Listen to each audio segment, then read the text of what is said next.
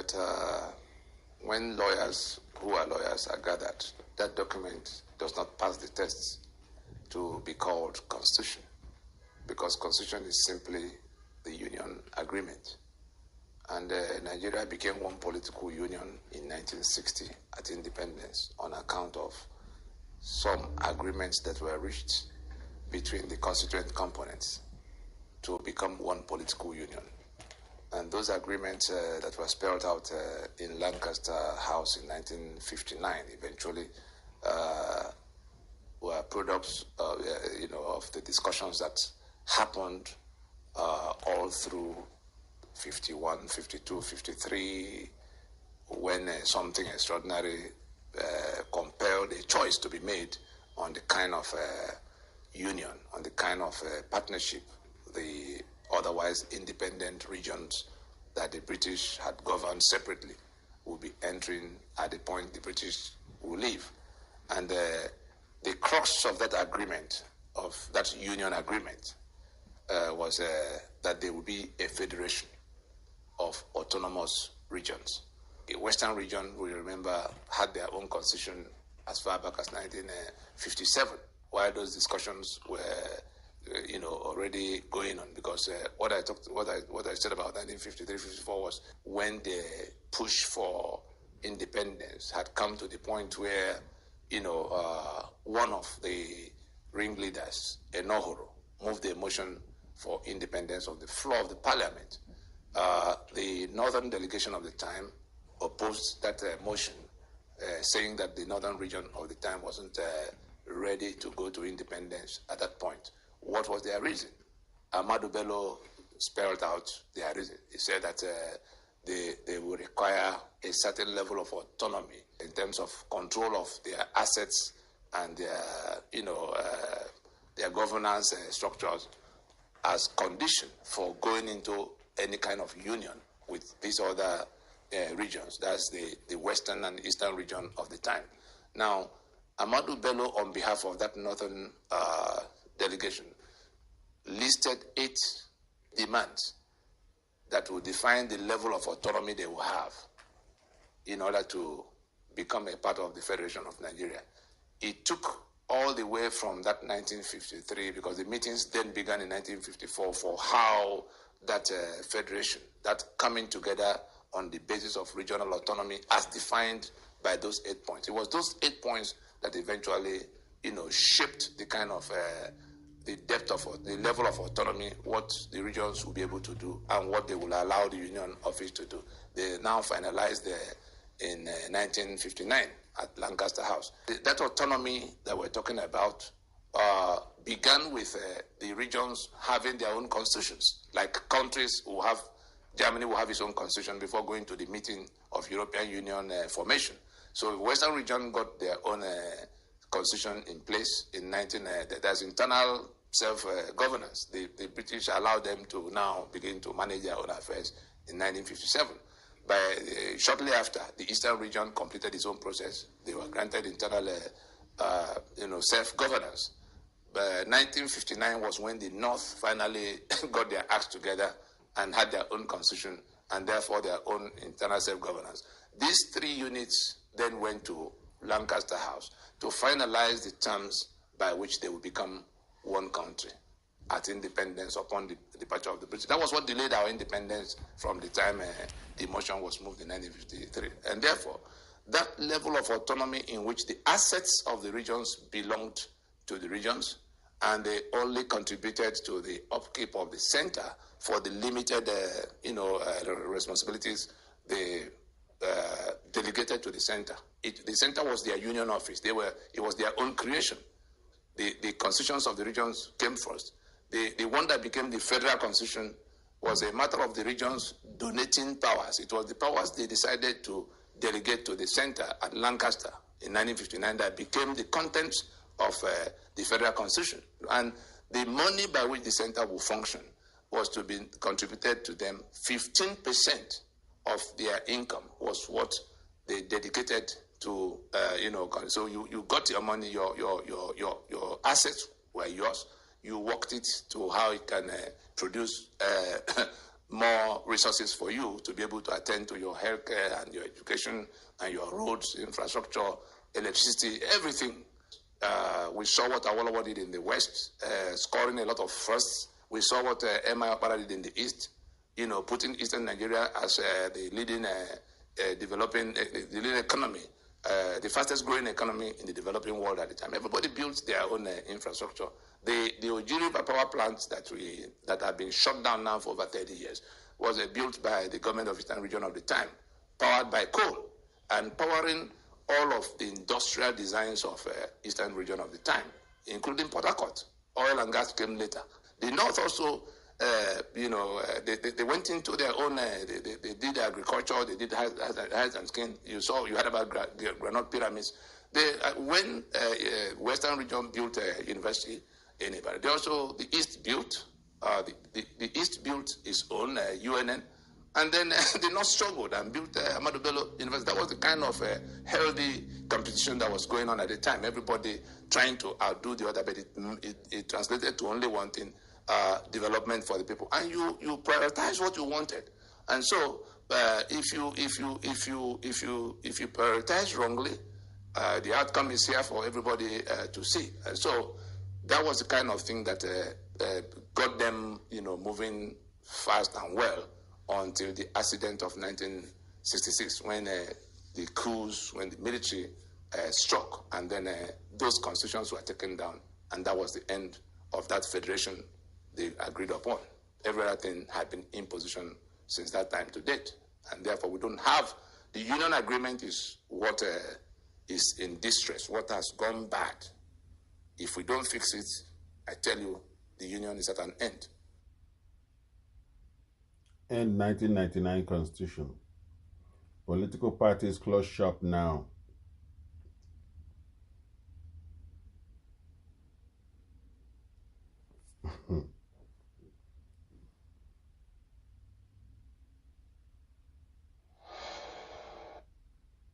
Idea, but it won't help.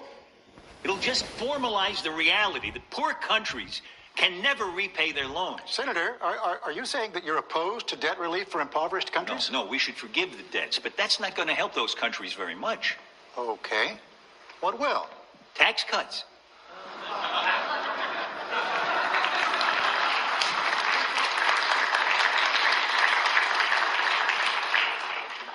Some African tax rates are the highest in the world.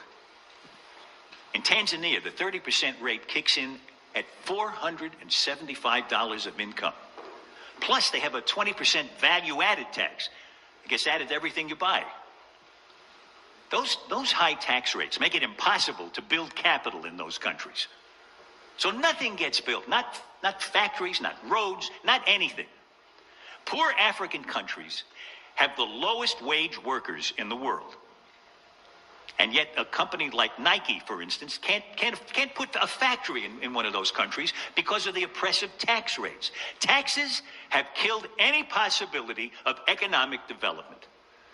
They've killed any hope of these countries ever helping themselves.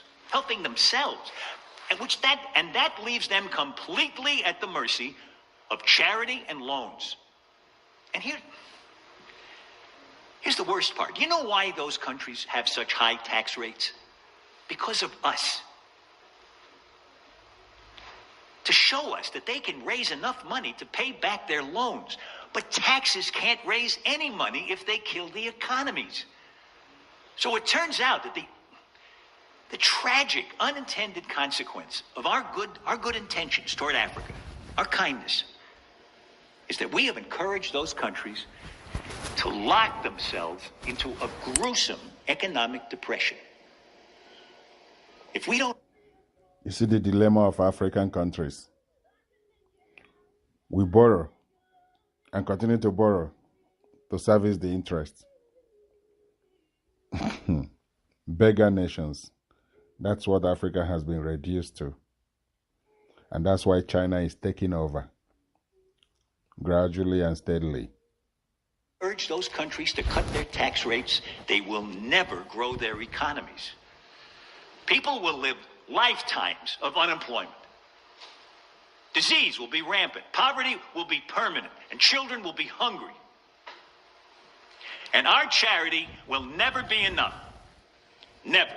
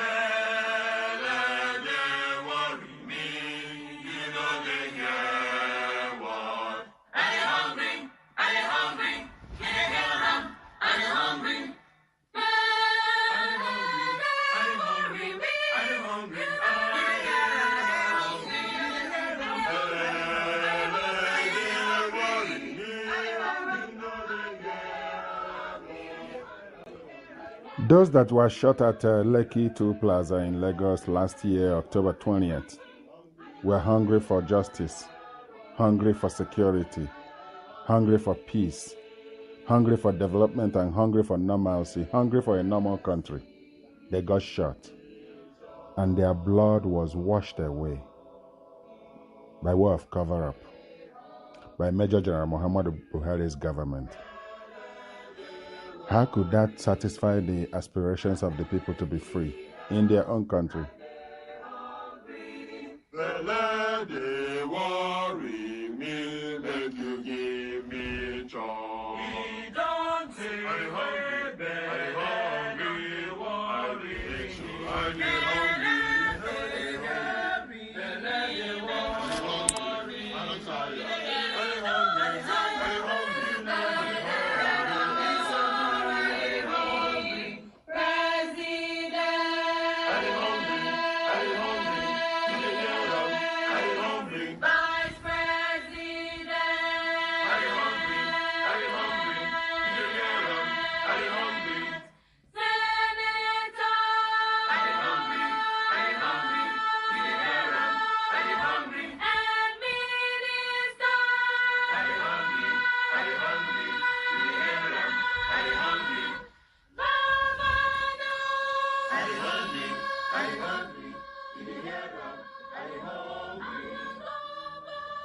Budgets are bloated up to cater to the needs of the president and his vice and other ministers.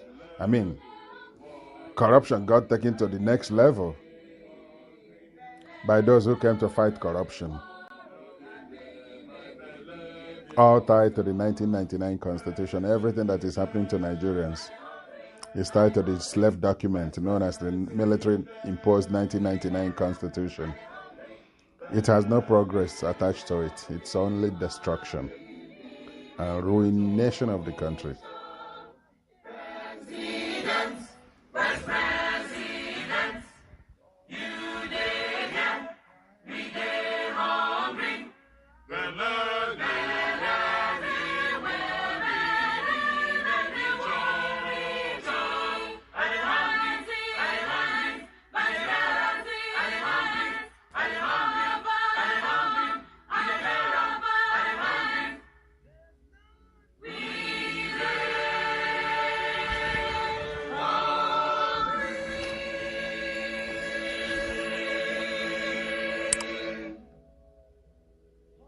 Notes on the self-determination goal of the NINAS campaign and the formations for the reinstatement of suppressed sovereignty, NINAS Secretariat, December 2, 2021.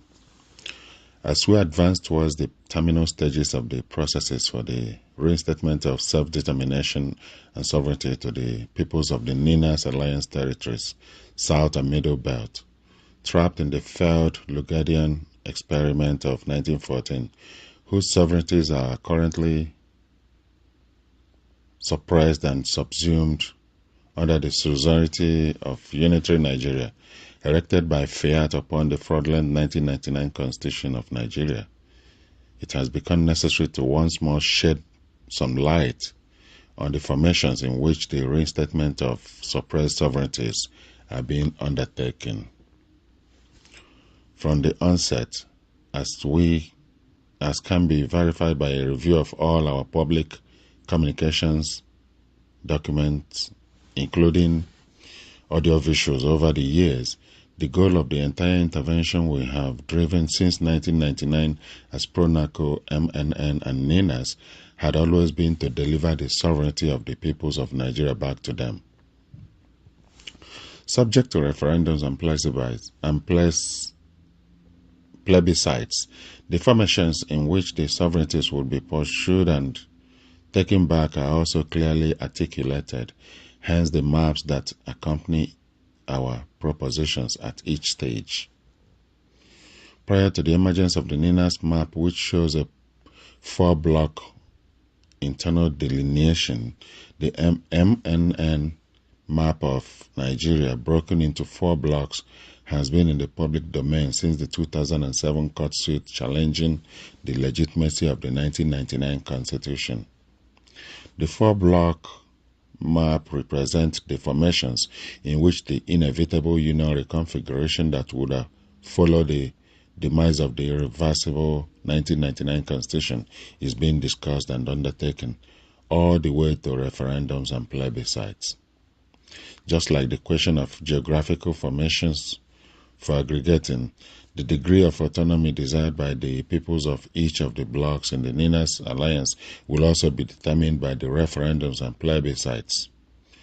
The two questions, that is, geographical formations and degree of autonomy, can consolidate for resolution in the one referendum or plebiscite.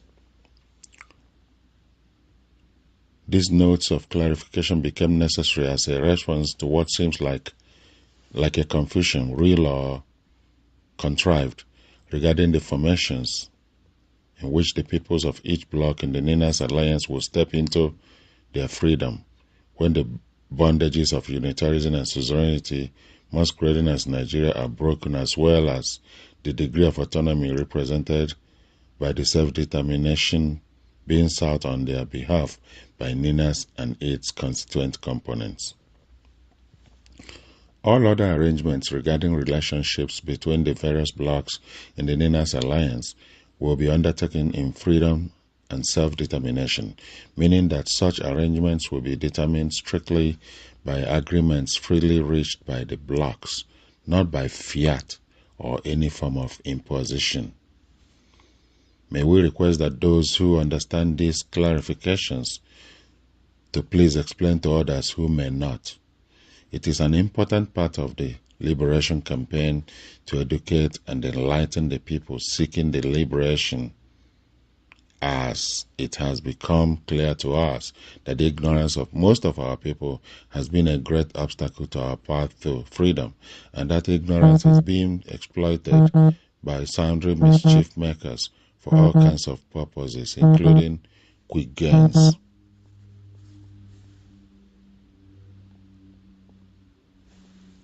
Target the head of the octopus and the tentacles will be destroyed. Part 2. With great blessing comes great responsibility, by J.D. Greer. Africa is very blessed. However, Africans are some of the poorest citizens of this world.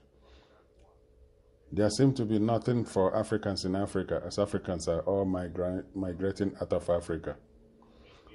For over 400 years, it's either Africans are being stolen from Africa as slaves, or hardship is forcing them out of their land as self-made slaves. It takes two to tango. This weekend, as we continue to look at the several tentacles used to enslave and hold us down, it will be wise for us to find out if Africans played any role in their enslavement and predicament. What have we done with the blessings of Africa? Why have Africans not felt the blessings of Africa?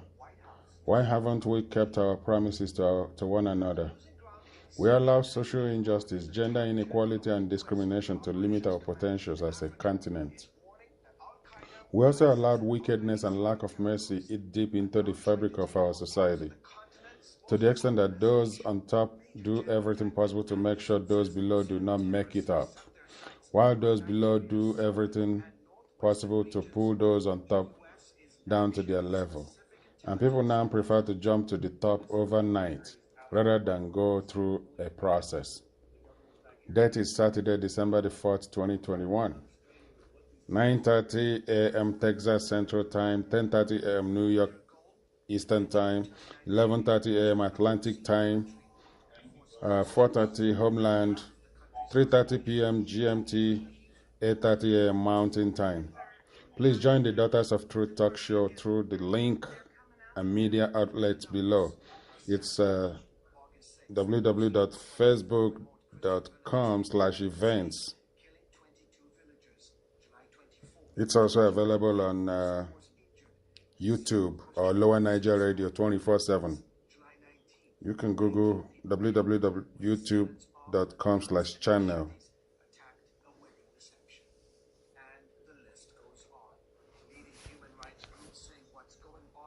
Western world may point to China now critically, pointing out what China is doing, how China is taking over countries' assets or institutions, over corrosive debts, weak African countries that are constantly borrowing money and begging without producing enough to pay their debt or even become self-sufficient countries.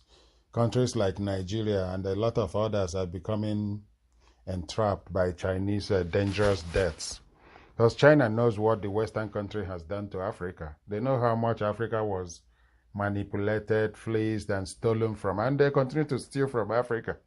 And so China is doing their own bit. They are just advancing the fleecing of Africa with the aid of despots across Africa who are serving the interest of external forces rather than tend to the needs of their people.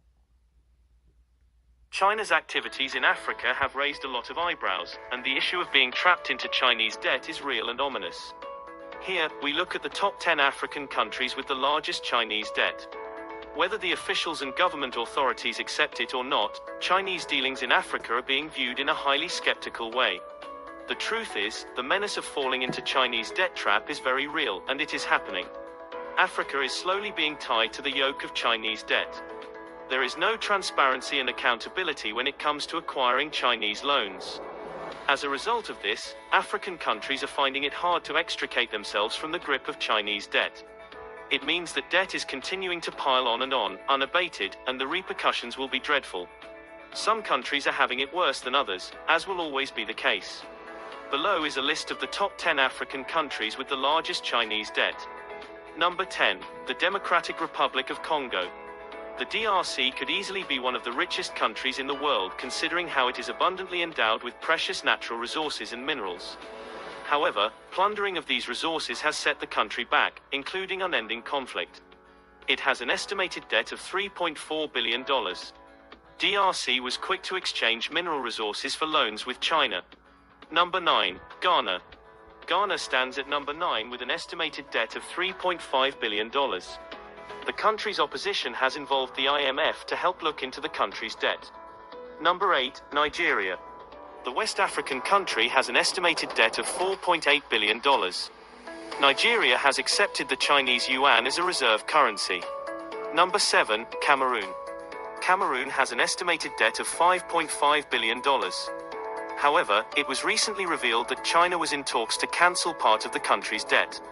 But with China, nothing is so certain. Number 6, Zambia.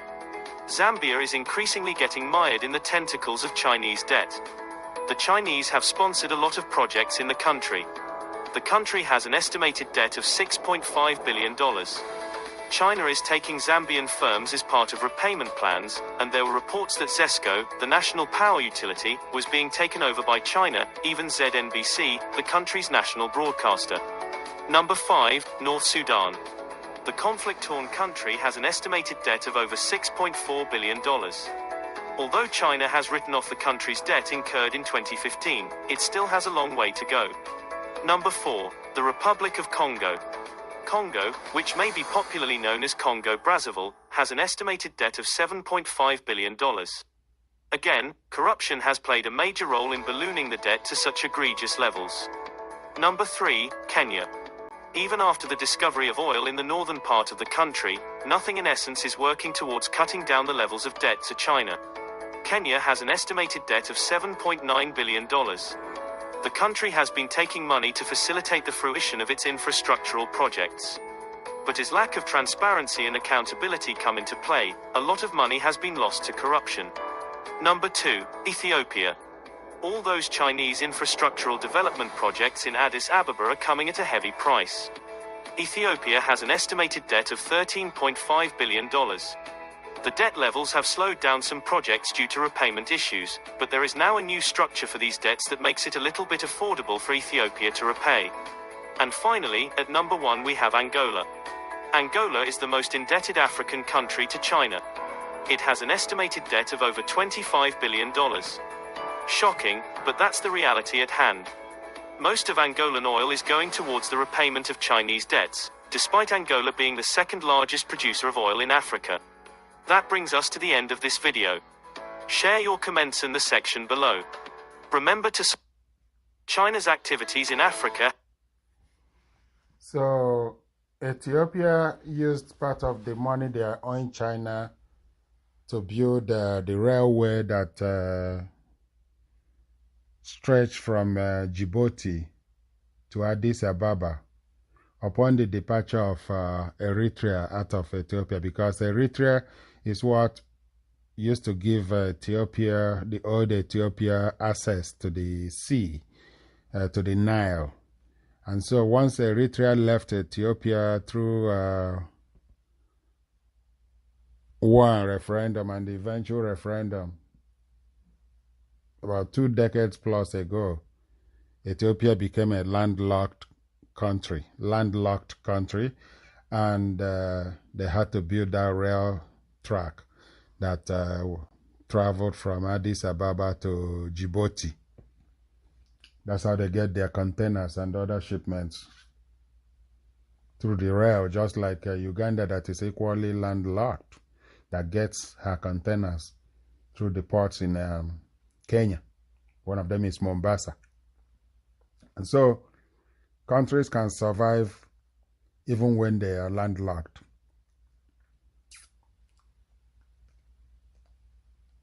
We can stop the Chinese onslaught against Africa by going through referendum in Nigeria. That's how we'll sort our problem there.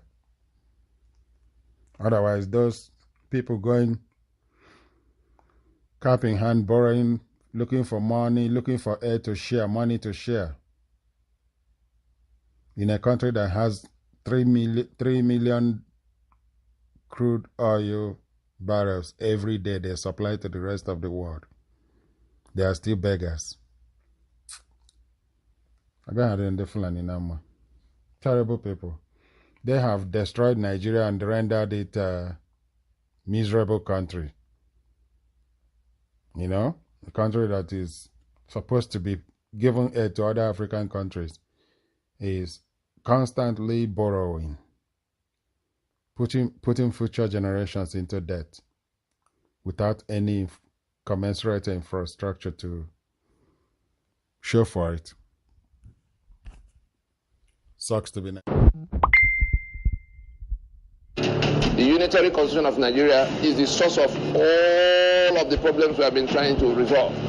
Everything that has brought Nigeria to where it is, that is now wobbling to some kind of catastrophic collapse, are coming from that constitution.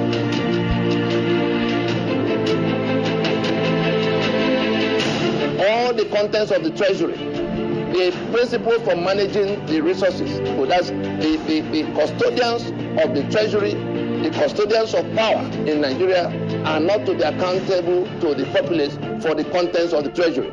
Anybody talking about the rule of law in Nigeria under this constitution is just wasting his time. All atrocities committed in the name of government were put beyond the reach of the court to probe into. These same principles have matured into express provisions that became the quota system They call it federal character. In that mediocrity, you bring the worst of everybody to come and manage everything for everybody. Go and look at the autopsy report on Nigerian Airways, on Nigerian National Shipping Line, on NITEL, on all the agencies of government that have been run aground. It was simply mediocrity.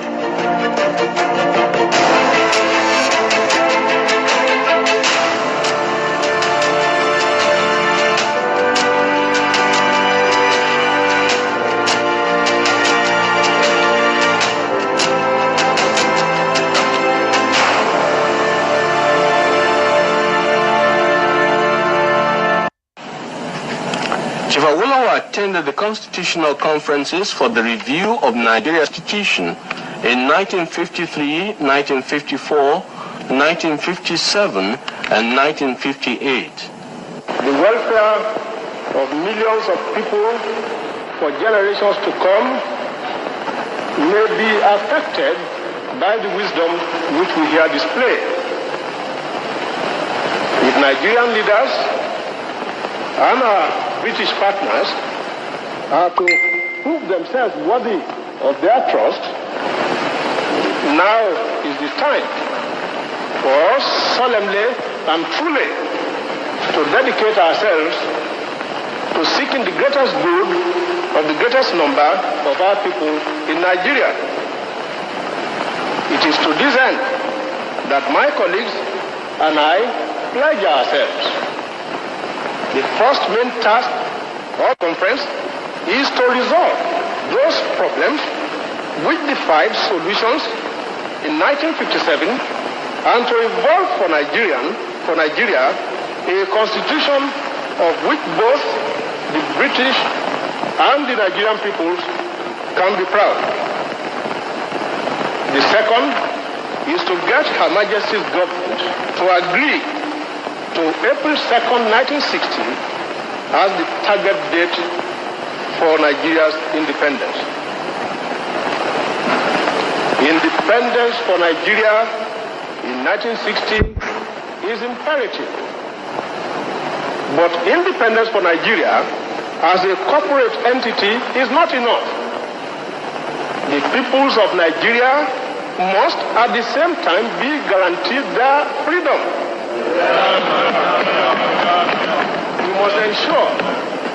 We must ensure that in an independent Nigeria, individual citizens throughout the land enjoy liberty, human dignity, and equality under the law. There must be one Nigeria with one constitution and one law for all. Let us therefore, Mr. Chairman, sir, close our ears to the counsel of despair, which says that we cannot here at this conference agree on a constitution.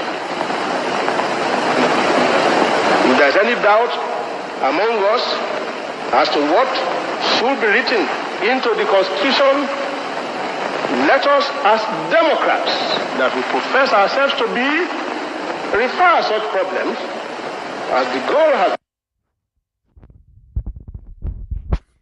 Unfortunately, the Nigeria that Awolowo and Zik were working on died even within a week by the thoughts and actions of Ahmadu Bello, who considered the country less than 10 days after independence to be the estate of his grandfather, Othman Dan Fodio. And that Nigeria continued to die and is even fully dead as at November 2021. Nigeria is a dead country by the actions of those at the corridors of power, by the criminal constitution that rendered citizens slaves in our ancestral lands. And so that Nigeria that Awolowo was talking about, late Chief Obafemi Awolowo was talking about, turned out to be a mirage. It was never meant to be. It was a mistake that is now begging to be corrected. In the year 2021, the call is much more louder now than it was even before 1957, 1960. Regional referendum is unavoidable now, and NINAS is right on the mark.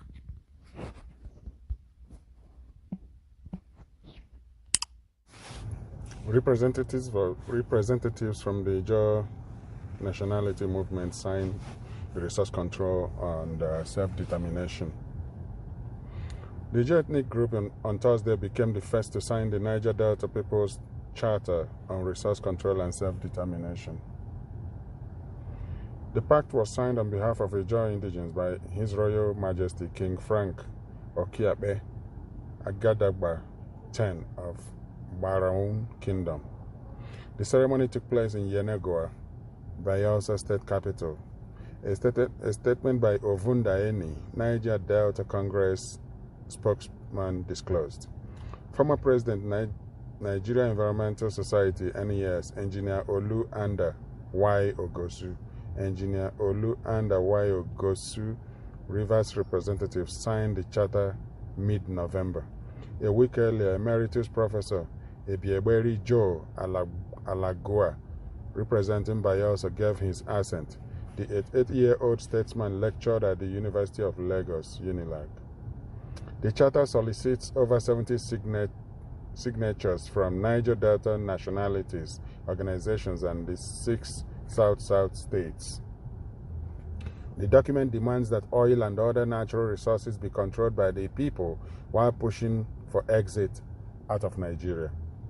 It will be presented to the world on February 23, 2022, at the 55th anniversary of the Niger Delta Republic Declaration by the late Major Isaac Adakaboro.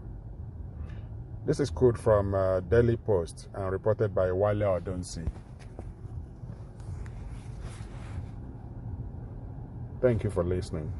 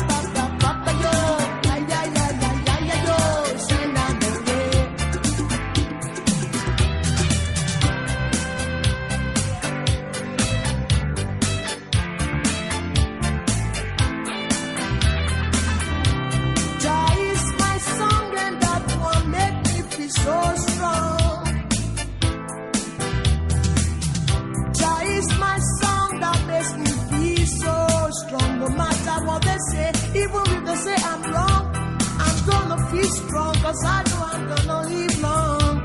Oh Lord, yes, I'm living man. I got to love what you do. Send down the rain. Papa, papa, papa, yo. Yaga, yaga, yaga, yaga, yo. Send down the rain.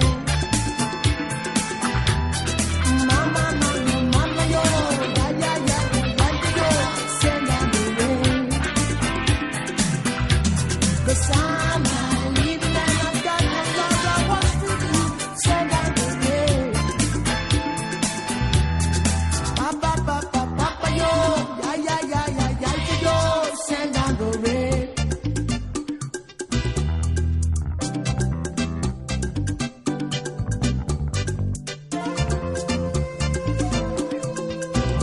God is my song and that will make me feel strong. Even when I'm wrong, I'm gonna live long. God is my song that will make me feel strong. Even I know I'm wrong, I know I'm gonna live long. 'Cause I'm living life. I've got to love and watch to do. Send down the rain. Papa, papa, papa, yo. Ya, ya, ya, ya, ya, yo. Send down the rain. Mama, mama, mama, yo. Ya, ya, ya, ya, ya, yo. Send down the rain. I'm a living man. Got to love and watch to do. Send down the rain.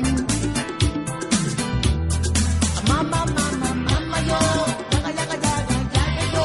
Send down the rain. Papa, papa, papa, yo. Yaga, yaga, yaga, yaga, yo. Send down the rain. 'Cause I'm a living man. Got to love and watch to do. Send down the rain.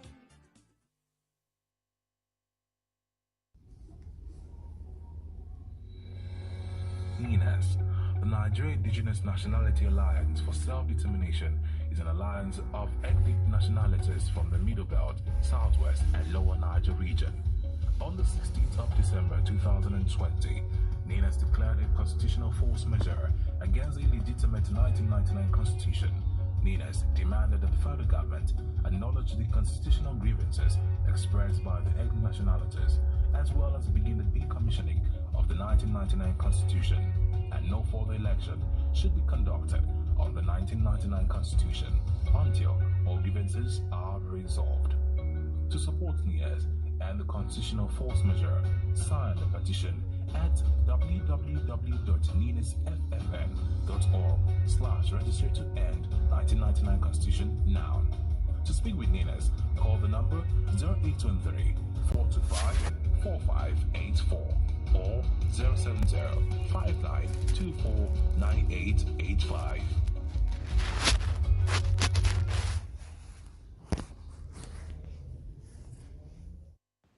Here are some things that happened Tuesday, 28 December 2021, where OBJ spoke something about the oil and gas in Niger Delta. Yunugo, the president of the Ijaw National Congress, INC, Nigeria collapsing under fraudulent 1999 Constitution, INC Chief Charles Obasanjo. Professor Benjamin Kaba has berated former President Olusegun for using the 1999 Constitution of Nigeria to justify his claim that crude oil and gas in the Niger Delta territory belongs to the country and not to the people of the region. Ukaba, who spoke to the morning show program of the Arise television on Thursday, described Obasanjo's position as a second thought, as it contradicts his earlier argument that the mineral resources of the Niger Delta were given by God for all Nigerians. He urged that the former president could not be relying on a constitution that had been variously rejected and described as a fraud and a military document imposed on Nigerians.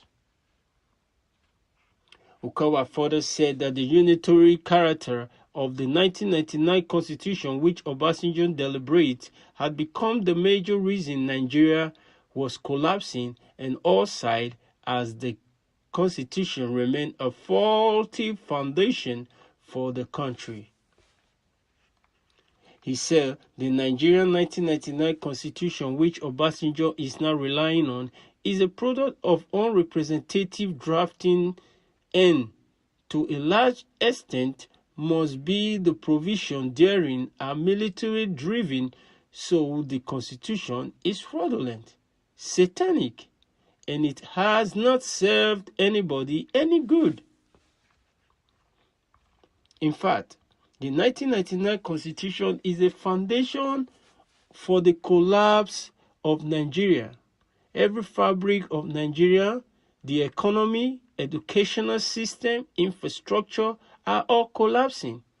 Reforming will not save the situation. We need all over restructuring because OBJ talked about reform and he believed that will help to normalcy the Nigeria. But we know that under a constitution that is faulty, not people-driven, but hurried put together a few weeks before the ascendancy of OBJ to power in 1999 cannot do us any good. So the various agitation across the country are clearly evidence for the Nigerian to work.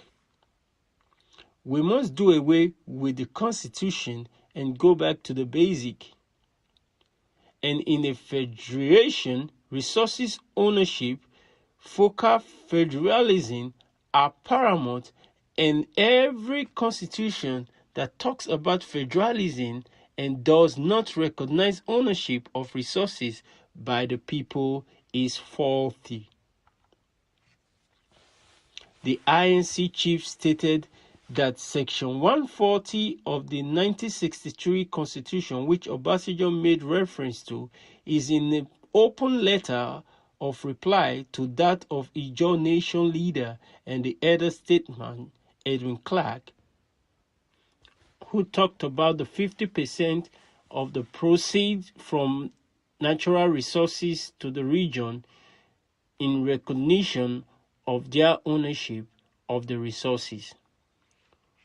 Okaba contended that the former president was representing a class of people who had fought so hard to sustain a system that is colonial military driven and serve hegemonic interests against the interests of the people of Nigeria. He further said, so the 1999 Constitution remained an arbitrous, a problem, and is the reason why we were where we are today. And those who are fighting tirelessly to sustain the status quo are doing it for a self-seeking purpose to protect their hegemonic interest. It is high time we restructured and allow people who feel dissatisfied with the current system to seek self-determination. If not, like we said earlier, if they make restructuring impossible, then they made the rebundling of Nigeria inevitable. Nigerian Union Dispute: The Folly of Building on a Rickety Constitutional Foundation by Tony Nnadi, Ninas, January 7, 2022. Responding to media questions about what seems to be a mobilization by political parties towards the 2023 round of national elections under the disputed 1999 Constitution, co-convener and coordinating secretary of the Nigerian Indigenous Nationalities Alliance for Self-Determination, NINAS, Tony Nnadi, wrote as follows. Knowing what we know now about the fraud of 1999, enacted by Decree Number 24 of 1999 and christened the 1999 Constitution, and seeing the monumental failures of the Nigeria erected upon the rickety foundation of that fraud, as well as the mind-boggling miseries of Nigeria trapped in what has become a union of death. It is most obdurate to continue the construction of Nigeria on the basis of that constitution, which has been repudiated and rejected countrywide. Those still planning to go to another round of national elections in 2023 under the fraudulent of 1999 constitution are actually compounding the treason initiated by Abdulsalam Abubakar and his confederates in 1999 and are therefore the worst enemies of their own people.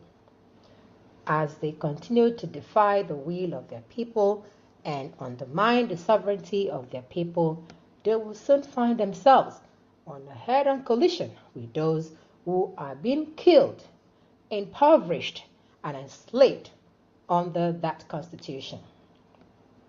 We must now formally halt the preparations for any further renewal of our damnation in 2023 by way of another round of national elections under that caliphate-imposed engine of fraud called the 1999 Constitution. We must now go into a transitioning process to undertake the orderly decommissioning of the defeated 1999 Constitution and the distillation of fresh constitutional protocols dictated by the self-determination imperative for Nigeria's constituent components as ratified by referendums. This would be in a two-stage process that begins with regional self-determination referendums to either recommit or opt out of the failed and unworkable union defined by the 1999 Constitution. Depending on the outcome of the aforementioned regional referendums in the first stage, it is in the second stage that the question of negotiating or drafting another federating constitution would arise. All political parties in Nigeria must be told in clear terms that the issues confronting Nigeria and Nigerians now cannot be resolved by elections, since the winners of any further elections under the 1999 Constitution must swear to and govern by that Constitution. They cannot, therefore, be allowed to frame the grave issue of existential threats confronting the peoples of Nigeria at this time as capable of being resolved by the emergence of one party or the other in power after another election ritual in 2023. The 5-point proposition of the December 16, 2020 Joint Multi-Regional Constitutional Force Majeure, activated by the Nigerian Indigenous Nationalities Alliance for Self-Determination, NINAS, provides a clear, comprehensive, time-bound framework for the immediate undertaking the inevitable grand reconfiguration of the failed Lugodian of the 1914. Anything outside calling off the voyage to 2023 and the commencement of the remediation anchored on the sovereignty of the constituent components of Nigeria within the context of the self-determination imperative for those constituent components is an invitation to the unceremonious collapse of the rickety union. This is written by Tony Nadi, January 7, 2022, and is being read by Dr. Augusta Anosike. Thank you for listening. Bye-bye. Lower Niger Radio, your voice of liberty. The voice of the peoples in the Lower Niger Territory. Today, we look into some current affairs. As we all know that Nigeria, as currently constituted, is supposed to be a secular state. But in practice, it is very far away from the reality. The 1999 imposed constitution is a master-slave document, and that makes it a monster, and it has become toxic to the indigenous peoples. And the peoples, the alliance the peoples in the Alliance territory are saying that 1999 constitution must be decommissioned. Christians are relegated to the back seat as infidels and slaves. So, we want to roll out some facts that most of the strategic positions and appointments are controlled by the Northern Fulani Muslims. And the examples abound. Number 1, the President of the Federal Republic of Nigeria is a Fulani Northern Muslim. Senate President is a Fulani Northern Muslim. Speaker of the House is a Muslim, but from the south. The Deputy Speaker of the House is a Fulani Northern Muslim. The Chief of Staff is a Fulani Northern Muslim. Secretary to the Government of Federation is a Northern man. The INEC Chairman is a Fulani Northern Muslim. The Chief Justice of Nigeria is a Sharia lawyer, a Fulani Northern Muslim. The President, Court of Appeal, is a Fulani Northern Muslim. EFCC Chairman is a Fulani Northern Muslim. President, Federal High Court, is a Fulani Northern Muslim. National Security Advisor is a Fulani Northern Muslim. The Chief of Army Staff is a Fulani Northern Muslim. The Chief of Air Staff is a Fulani Northern Muslim. The Chief of Staff is a Northern Muslim. The Comptroller General of Customs is a Fulani Northern Muslim. The Defense Minister is a Fulani Northern Muslim. Managing Director, Nigerian Ports Authority, is a Fulani Northern Muslim. The Managing Director, NDIC, is a Fulani Northern Muslim. The Controller General Immigration, Fulani Northern Muslim. The Controller, Nigerian Correctional Center, Prisons, is a Fulani Northern Muslim. The Controller, Fire Service, is a Fulani Northern Muslim. The Director General, NYSC, is a Fulani Northern Muslim. In addition to the above, the highest looters are found in the north, mostly Fulani Muslims. The richest in Africa, Aliko Dangote, is a Fulani Northern Muslim. 85% of petroleum marketers is a Northern Muslim, maybe dominated by the Fulanis. 80% of oil block owners is a Fulani Northern Muslims. 99% of Almajiris are in the north, mostly the Fulanis. Highest rate of girl-child marriage are in the north and practiced mostly by the Fulani Muslims. The fourth world most deadliest terror group is the Fulani herdsmen, Fulani jihadists in the north. Boko Haram is a terrorist group controlled by the Fulani Northern Muslim. They are killing Christians and moderate Muslims in the north.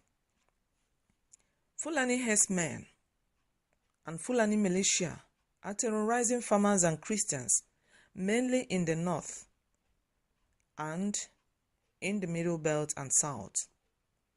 90% of Nigeria's past presidents and heads of states are Fulani Northern Muslim. Nigerian membership of OIC was arranged by the Fulani Northern Muslim. The poorest states and educationally backward areas are in the north, controlled by Fulani Northern Muslim. Fulani are culturally nomads. 2023 general elections is another game they plan to play against the South and Middle Belt regions of Nigeria, otherwise known as NINAS, the Nigeria Indigenous Nationalities Alliance for Self-Determination. They urge you to obtain PVC plastic cards while they hold all the money and AK-47 and AK-49 to control your lives, assets, and sovereignties once you vote them in. So, why should you allow yourselves in the South and Middle Belt regions to keep empowering the Fulani Caliphate domination by participating in the general elections that renew the life of the same Caliphate imposed 1999 fraudulent constitution? This is a big problem that needs an urgent solution. So, the Nigeria Indigenous Nationalities Alliance for Self-Determination, NINAS, has offered a legitimate non-violent strategy, and it is a movement of the owners of the land. You in the Middle Belt, you in the Southwest, and you in the Lower Niger territories are urged to join NINA's movement today and exercise your inalienable right to self-determination.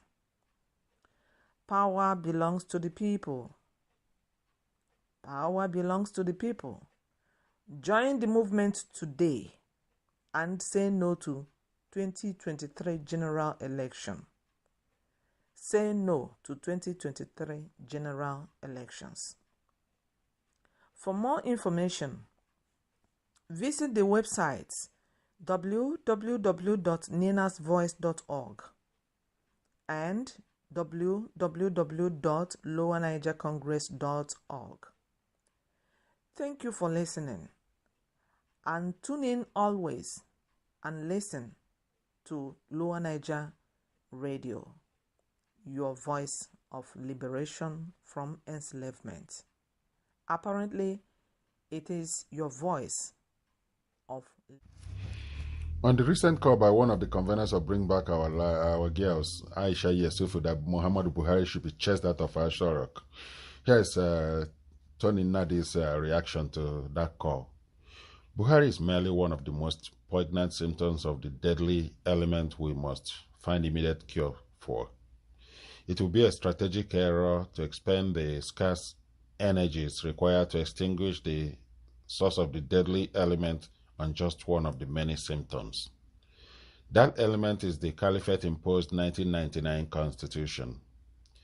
The remedy lies in taking down the instrument itself, not in trying to oust one of the many evils it enables. Aisha Yusuf is one of the champions of Bring Back Our Girls hoax that foisted Buhari on us all in 2015. She still hasn't found the discipline to learn about what the fundamental problems are with the Nigeria Union, but she is prescribing an ignorant solution that does not scratch even the surface of the problem, and the energies required to embark on that wild goose chase is the same energies required to drive the final push to and past the finish line of the proper solution. So it's the Constitution of 1999 that we should be going for.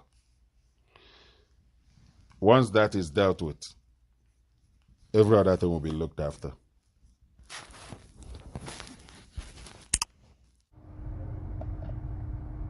AQIM, meaning Al-Qaeda in the Islamic West. This group had one aim: overthrow the Algerian government and set up an Islamic State. And to achieve this aim, the AQIM began collaborating and funding a smaller militant group in neighboring Nigeria, a group which now beats the Islamic State in being the most lethal terror outfit perhaps in the world, the Boko Haram. It literally means Western education is a sin. This group emerged in the year 2002 but gained prominence in 2009 after it turned violent. The AQIM provided the Boko Haram with weapons. The Boko Haram had different motive. It wanted Nigerians to reject Western education, science, and modern literature. To enforce its will, it started razing villages and slaughtering people, kidnapping children. It then used these abducted children to carry out suicide attacks. In 2013, this group kidnapped 276 schoolgirls. In 2020, it kidnapped close to 300 schoolboys, and last week it kidnapped nearly 317 schoolgirls again. It's an endless cycle of kidnappings and an endless cycle of violence. Since May 2011, the Boko Haram has killed 37,500 people and displaced 2.6 million people. It has turned 244,000 Nigerians into refugees. And in the same period, the Boko Haram has also inspired several fundamentalists to form their own terror outfits. I could name a few. The Ansarul Islam, Ansaru, the Islamic Movement of Nigeria, the Libyan Islamic Fighting Group, and Nusrat al-Islam. In the last 6 years, these groups have increasingly synchronized their operations and carried out multiple terror attacks across Africa. You may not have heard of them, but you must have come across these headlines, the ones that they made. The 2015 Chad suicide bombings carried out by 2 women and 2 children. The 2016 Ouagadougou attacks, where 2 former Swiss MPs were killed.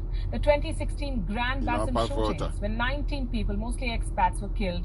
And the 2018 Ouagadougou attacks, where the French embassy was attacked. And this is besides the many more raids and crimes that these terror groups commit on a daily basis. So what's driving them? Is it just ideology and religious belief? Well, yes and no. The problem is religious as much as it's financial. You see, poverty, corruption and underemployment are also to blame here. This is where the Boko Haram operates. The Lake Chad region, one of the poorest regions in the world. It is part of the Chad Basin, an area of severe environmental degradation. This is part of the Sahel, a region with no stable governance. This narrow band of land that stretches from the Atlantic Ocean in the west to the Red Sea in the east, this is the Sahel. It's hot, dry and vast. It's also the world's most neglected region. The average temperature here is 35 degrees. This has a dramatic effect on food production. There's nothing to grow, there's nothing to sell. Food emergencies are rampant. Poverty is widespread. The conditions make it an ideal breeding ground for terror groups. These people have proven to be vulnerable to radicalization. The likes of Boko Haram and the AQIM exploit their vulnerability. With the absence of proper governance or stable jobs, they lure young men into picking up arms, joining their ranks and making a quick buck. So how do they do it? How do they make money? Through ransom, extortion, looting banks, imposing taxes and kidnapping. According to one report, 26% of the global kidnapping cases in 2013 were in Nigeria and were carried out by the Boko Haram. The same report says that in 2011, the AQIM in Mali received $5.4 million per hostage on an average. And let's not even talk about high-profile kidnappings. According to Vicky Huddleston, the former US ambassador to Mali, France had to pay $17 million in ransom. This was for the release of 4 French citizens in 2010, $17 million US. A lot of us would turn in our retirement papers for that sort of money. So the terror groups were raking in the cash. Then came the pandemic. 2020 was a blessing in disguise for them. The Wuhan virus confined most of us to our homes, but for terrorists in West Africa, it provided an opportunity to consolidate and expand. The Boko Haram, in collusion with other terror groups, now controls large swathes of land in Nigeria, and it's extending its reach in Burkina Faso, Cameroon, Chad, Niger, even sub-Saharan Africa. What is the world doing about it? Not very much. France, which once had colonies in West Africa, is the only country that is extensively engaged in combating terror in this region. It has deployed close to 5,100 military personnel and is helping local forces in pushing back terrorists. But the rest of the world is doing very little. Why? Because most world leaders are making self-interested calculations when it comes to West Africa. They consider it to be a supposedly distant threat, one that has no bearing on the future security of the rest of the world. So they're busy carrying out airstrikes in Syria. What I'm about to say next could be politically incorrect, but it's time someone said it. Africa may not have the same strategic significance as West Asia right now. It may not have the kind of oil that West Asia has, but it is the continent of the future. It still contributes almost 10% of the global oil output, 90% of the world's platinum supply, 90% of the world's cobalt supply, half of the world's gold supply, 2/3 of the world's manganese, and 35% of the world's uranium. Africa is critical to world economy and security, and terrorists in West Africa are setting up new fronts in failed states while the world is looking the other way. They're expanding in all directions, posing a serious threat to the economic powerhouses in Africa. They could soon control or destroy these resources and hold Africa's economy hostage. the reverberations of which will be felt around the world. And we are putting money as the thrust of this argument because human rights violations have long failed to move the world. So if it all comes down to money, the world should still be worried about what's happening in Africa.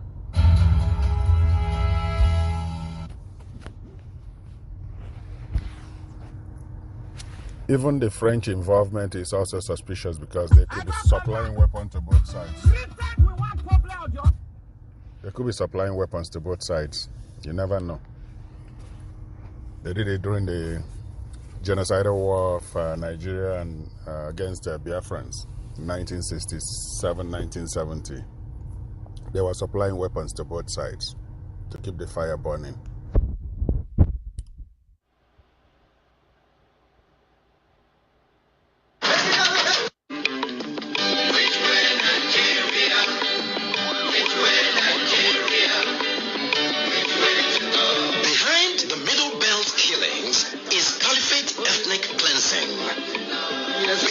Niger Delta agitation is caliphate seizure of oil and gas. Behind Biafra and Odua agitation, caliphate imposed unitary Nigeria. Behind the caliphate itself is the rogue 1999 constitution. Elections 2023 is caliphate push to retain the 1999 fraud.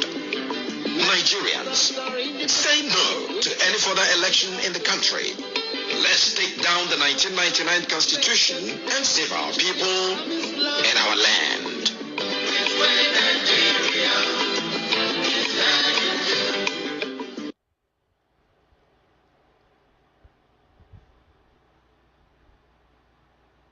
The country is not burning for nothing. You probably have heard in the news in the last few days that a lady from the north, a Muslim lady, got crowned Miss Nigeria. And the reaction of the north is to send their Sharia police to arrest the lady. We're not in one country, and so we must part ways. Here is the parable of Europia, written by Femi Olufumilade. It touches on the very heart of the problem. Meanwhile, NENAS has given us the guideline, the processes that must be followed to get out of this mess called One Nigeria. Because we don't belong, really, we don't belong with the Ariwa 12 Sharia states. We do not belong. And we do not in any way impede them in following after their religious dictates. But the other question is, why are they standing on our way? Why are they being such an obstacle to seeing Nigeria peacefully sorted out? Why are they standing in the way of a lasting solution to the existential problem of Nigeria? Why are there such a clog in the wheel of progress of the nations being detained in One Nigeria under the 1999 Constitution? Imagine Hisbah arresting the parents of the Kanu girl who just won Miss Nigeria pageant. Those Islamists in the north of Nigeria are qualified to be a separate country governed by Sharia. That's what they all want. They are just like Afghanistan, if I may add. Don't mind the pretension to being some sort of liberal nationalists. It doesn't exist among them. They all want the Sharia, including the professors. They only differ on the type of extent because and the extent because each of the Islamic sects that are better among them claims superiority over the others. The Sunni have gained the upper hand, the president of Nigeria and most of the governors being part of the sect. But the other sects too, including Boko Haram, have members in powerful positions, including the armed forces. They are the ones who undermine the fight against insurgency.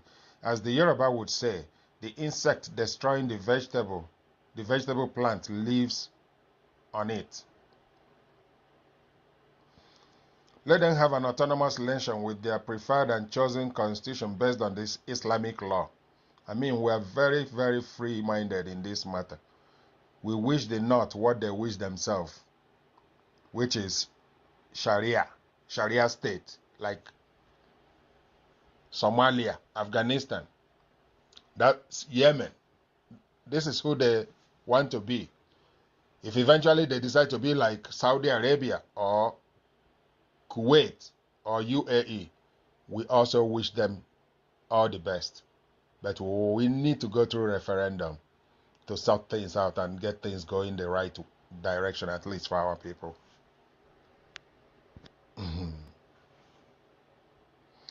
Give me and my own people the latitude to enact our own constitution and spell out how we want to be governed and our vision of our place in the world.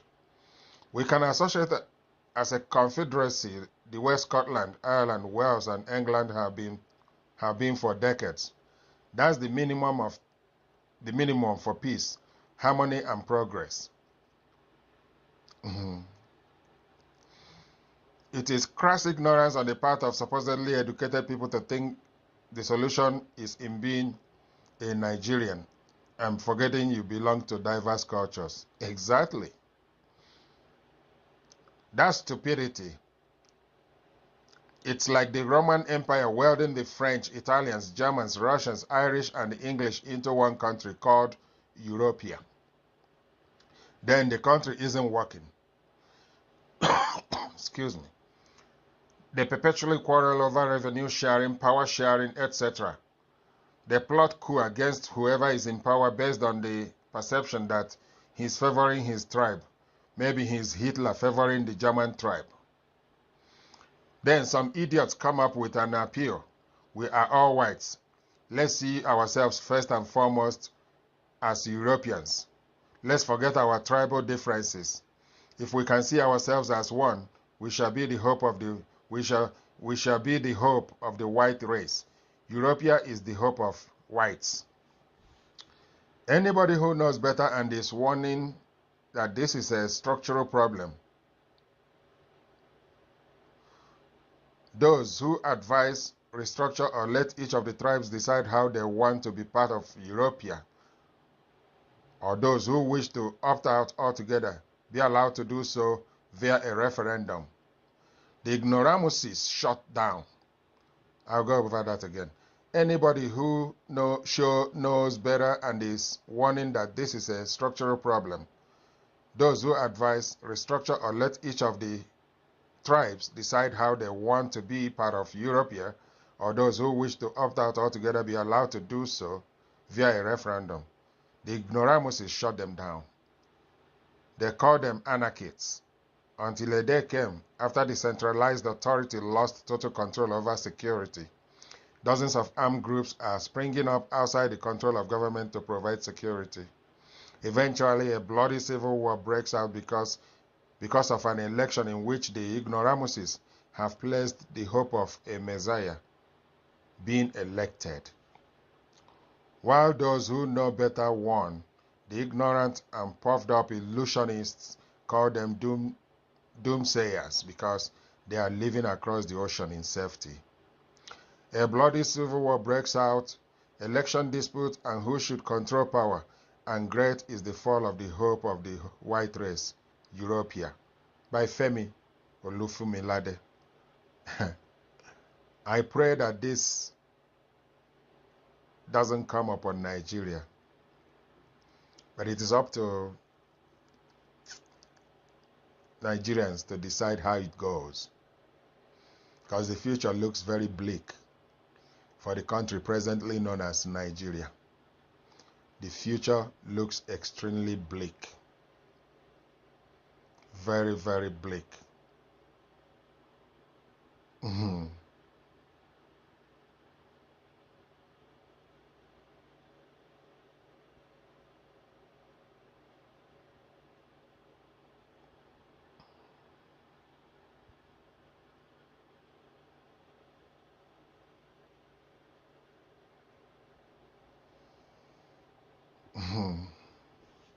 That's the parable of Europea and the call by Ninas on which way Nigeria, the call for referendum, the most peaceful way to get things sorted out and put this derailed train on the track again.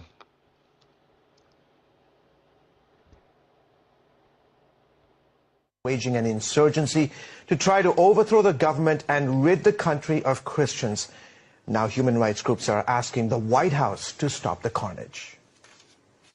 After losing ground in Syria and Iraq, the top general of U.S. Special Operations Command in Africa is warning that Al-Qaeda, ISIS, and other Islamic terror groups are now trying to take over parts of the continent's most populous nation. Major General Dagvin Anderson says Muslim terrorists have set their sights on Nigeria's southern and northwestern regions, and the U.S. is now sharing specific intelligence with the country. So this intelligence sharing is absolutely vital, and we stay fully engaged with the government of Nigeria to provide them an understanding of what these terrorists are doing.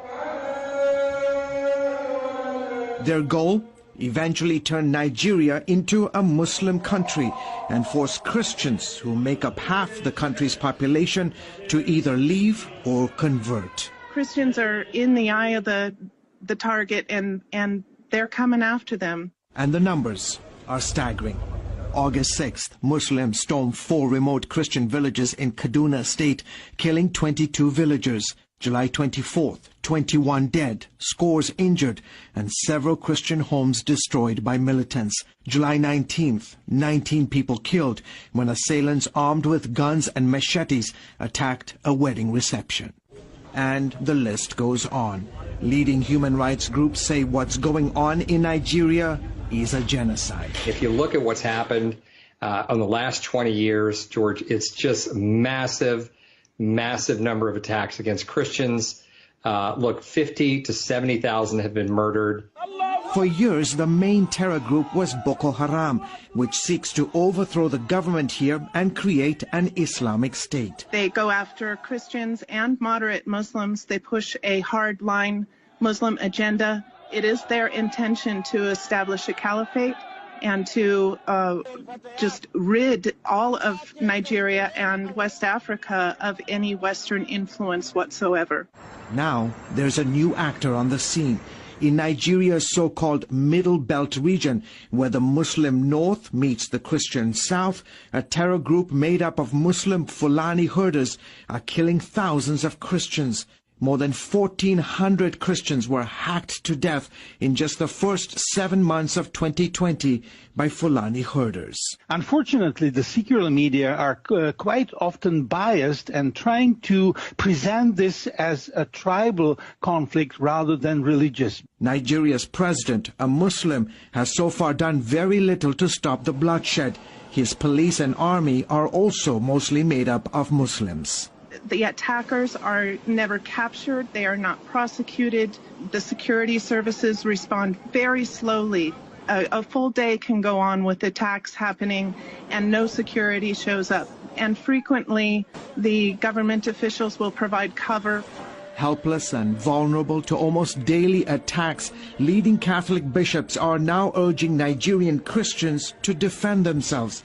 Human rights groups are asking the White House to appoint a special envoy to help end the persecution of Christians in Nigeria. Unless the world takes note and puts pressure, economic pressure, sanctions, visa bans on the officials who are responsible for this travesty and for not reining in the terror, then Nigeria will continue to be a bloodbath. Meanwhile, King's Group is helping more than 3,000 Christians who lost their businesses, homes, farms, or land to Boko Haram and Fulani militant attacks. International Christian Concern has created communal farms to give victims the opportunity to rebuild their lives. When they get back to work, the family is fed, they have a future, the kids can go back to school. It's a restoration of hope. It really is. And it's much more than just economics. It's the whole community. It's all the parts of life, the emotional, the physical, the mental. It means a lot to them. ICC and so many other groups trying to bring hope in the midst of all this devastation facing the Christians of Nigeria. And they are doing it. They are, absolutely. Great story, George. Thank you. Coming up, new evidence. The U.S. Center for Security Policy declares that Nigeria under Buhari is in SLS situation and recommends immediate intervention before it explodes. The speaker in the Following article is Frank Gaffney introducing the segment of coordinated press conferences in Nigeria at the National Press Club, Washington, D.C. on January 17, 2019, with the theme Nigeria at Breaking Point, where Tony Nnadi of the LNC made a lead presentation.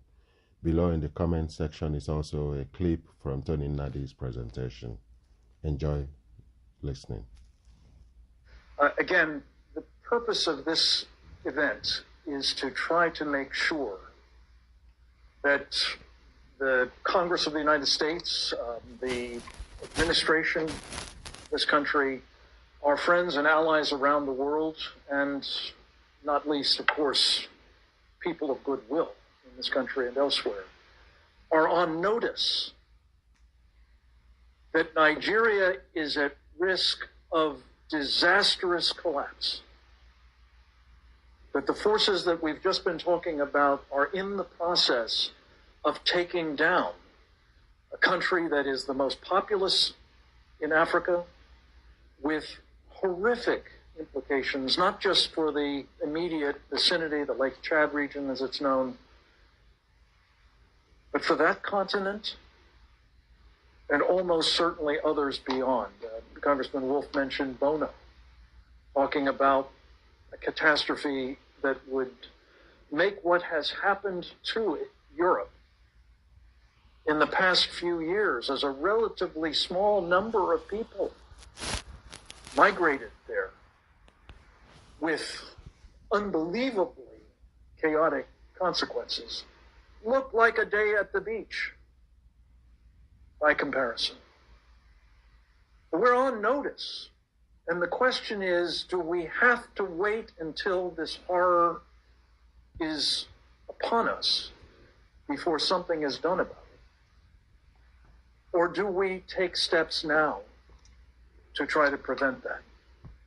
And I don't think any of us is saying that this is a panacea, but the appointment of the appropriate individual with the requisite authority. I just wanted to underscore what Congressman Wolf said about having the President of the United States essentially personally empowering Senator Danforth to lead the effort on behalf of our country to alleviate that situation. That has to be done again, and it has to be an empowering of a person with the stature and the capabilities needed to do two really vital things. One is to pull together the government agencies that have responsibility for pieces of a problem like Nigeria.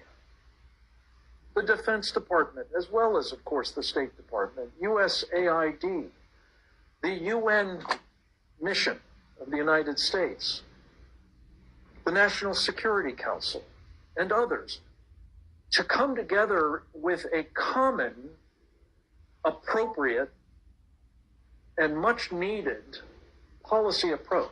And then secondly, at least as importantly, to be able authoritatively to represent what that approach is to the government of Nigeria. So they know who they're dealing with. They know that this is in fact the policy, and they can't go, looking for people who will provide some sort of alternative that might not require as much of them. So it's those two vitally important things that have to be done. And on behalf of, again, the Save the Persecuted Christians Coalition and team, I just want to say I think this is a moment of truth, a moment when we will find a difference being made by an administration that is about making a difference on behalf of religious freedom and those who are being denied it around the world. And let me just take a moment to say, as bad as this situation is, it is just one of the areas in the world in which particularly Christians are suffering. By some estimates, it's as small a number as 215 million Christians being brutally persecuted By others, it's as high as 500,000. Excuse me, 500 million. This is on our watch. It is unconscionable. It must be challenged, contested, and if possible, stopped. And that's what this coalition is about. And I pray that we will be able, with the help of people like Congressman Estes and Congressman Wolf and the Archbishop and our coalition and countless others, to see this problem sorted by the appointment at the earliest possible moment, preferably by the end of this year, because these elections are approaching,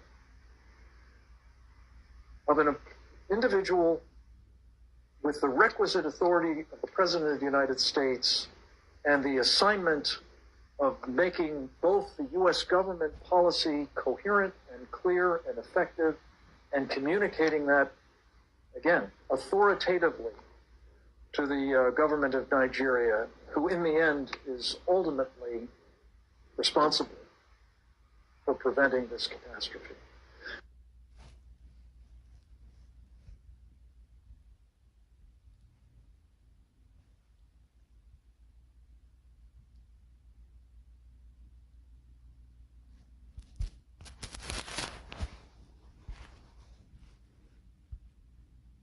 We came out yesterday, May the 2nd, to a statement purportedly coming out from one Peter Afunanya, that is a spokesman of DSS,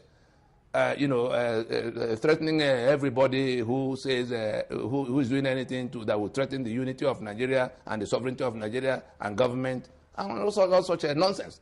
Well, I would be surprised if it came from DSS, because one cannot trust what we find on social media these days. But if anybody is still at that mundane level of thought of describing self-preservation actions being taken within the rights of self-determination that's inalienable to the constituents of the disputed Federation of Nigeria, because this Constitution 1999, that is a forgery, that has our signature at the base as authorization. As long as that constitution is in place, Nigeria is a disputed project, because the people who are purported to have agreed to live together have come forward to say we never met, we never agreed on anything. It is a forgery, it is a fraud against all of us. It is in that kind of setting that one will be addressing on behalf of NINAS, addressing that State Directorate of State Services, DSS, to point them, to explain to them, just in case they didn't know. They should be finding out from their principal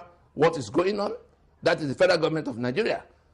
They should realize that what the people who are demanding an immediate reconstruction of the constitutional basis of Nigeria, the one they call restructuring, or even the ones that say they are fed up, they want to go to be countries of their own, they are not the ones threatening the unity of Nigeria.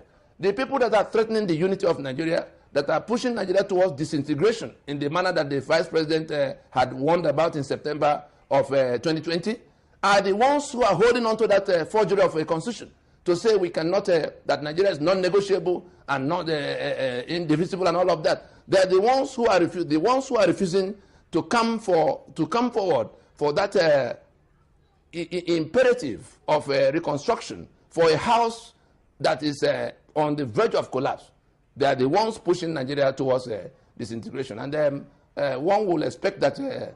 They will, the DSS and all of those who are trying to. The other time it was some semi-literate governors that were talking about people who are doing secession and others who are doing treason. The only secession on the table now are the ones who declare themselves Sharia, who have seceded from the secular union of Nigeria, these 12 states. The only treason on the table now are the ones who are clinging onto the constitution that's a forgery, against the rest. For the same reason, the world has remained silent over development in Nigeria, waiting for more fire to be burning, more smoke to be going up in the air. Maybe three times what happened in Rwanda should also repeat in Nigeria, a country that has experienced over 3 million citizens of the country, the East, being decimated, being destroyed during the Civil War. Less than 50 years ago, 51 years ago. Now, the whole world, especially the Western countries, they are still keeping quiet, watching Nigeria to see how far the fire will burn. And they don't mind continuing doing business with Nigeria because of the oil and gas. They don't care about our people. They don't care. They wouldn't mind seeing some of our people die in their trying to cross the Mediterranean, going to Europe. People are still dying doing that. Nigerians are still being held in jails in Libya, being auctioned in Libya. Nigeria and other Africans are still in detention centers, getting sold at auctions in a country, Libya, that has fallen apart through miscalculated Western intervention. Tony Blair, former British Prime Minister, supplied the false information that led to the bombing of Iraq the second time by George Bush Jr. Tony Blair. Because of oil and gas, they don't mind seeing places go up in flames because of oil and gas. This is what is going on all over the world. Iraq is a broken country, thanks to Western intervention. And when I think about this, I keep wondering, could these people actually support good thing and see it happen very well in countries? Their intervention, what does it really do for nations? Yemen has been there for many years. Congo is a forgotten war. Syria, Iraq, Afghanistan has been taken over by the Taliban. U.S. intervention, both in Iraq and Afghanistan, including Syria too, because they pulled out of Syria too. Somalia has been a failed state for over 30 years now. Sudan, they helped to carry out a referendum. They have been on edge ever since. That of Sudan is the most shameful one because Cuba helped to provide them personnel. They trained their people. Cuba taught South Sudan how to be patriotic citizens, the love of their place, the love of their country. But as soon as they got independence, they went into war because of leadership. What killed Nigeria? What helped to destroy Nigeria? The constitution is the number one, but leadership failed Nigeria from day one. And the Arewa had bad intentions in joining that union. They never were part of it. They had their evil intentions, which they are carrying out now, which is helping to tear Nigeria apart beyond repair, beyond recovery, because Nigeria must part ways. Anyway,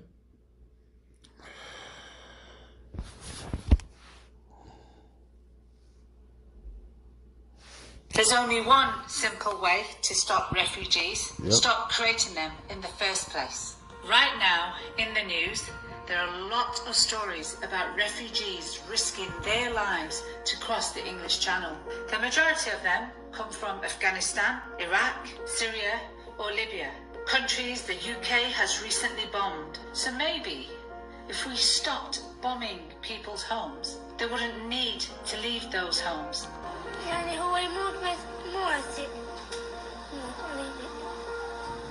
A lot of our foreign policy simply does not make sense. Sometimes we are told that it is absolutely vital for us to overthrow a dictator to bring in democracy, whereas previously we were happy to arm them. Sometimes we even arm a dictator, only to bomb them just 4 months later. In a lot of cases, not only do we support dictators, but we've put them there in the first place. In 1953, Britain and the United States orchestrated a coup to remove the democratically elected Iranian Prime Minister. We had some involvement with overthrowing a democratically That's Obama speaking. We did this because he was going to nationalize Iran's oil protect assets. his country's Something assets. he had every right That's how to they do. killed Thomas Sankara. Biggest foreign asset in Britain to go without doing something about it. But because this would have affected our oil revenues, we helped put in his place the Shah, a non-democratic monarch. The Shah went on to imprison, torture and execute his political opponents with the full support of the West. How did the torture start? Not with an official order, but with individuals, were you saying? Probably. In the inside, they would never come to me and say, well, sir, we have tortured this fellow to make him talk. No, that was not my business. And when the blowback to our actions came, it was devastating. That's what triggered the Iranian Revolution. We never seem to learn from our mistakes. And the same thing has repeated in Afghanistan. Thinking that killing innocent Islamists took over Iran that time. They have taken over Taliban, thanks to U.S. involvement. Dictators, thinking that this time It doesn't make it may be sense. different. But all we do is fuel conflict and terrorism and force people to flee their homes and become refugees. This is where the teenager's body was found this morning, hours after he'd set sail with another boy in a small inflatable boat. When the boat capsized, only one of the boys was found alive. If we really want to stop refugees, then we need to stop creating them.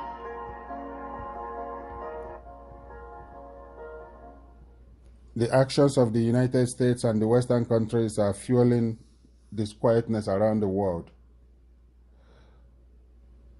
If the United States and the Western Europe and the Western countries wants to see stability in the world, they should insist on good governance in countries that they are doing business with. Because they are enabling Nigeria by still trading with Nigeria after it's been made so clear that Nigeria is engaging in extrajudicial killings, documented.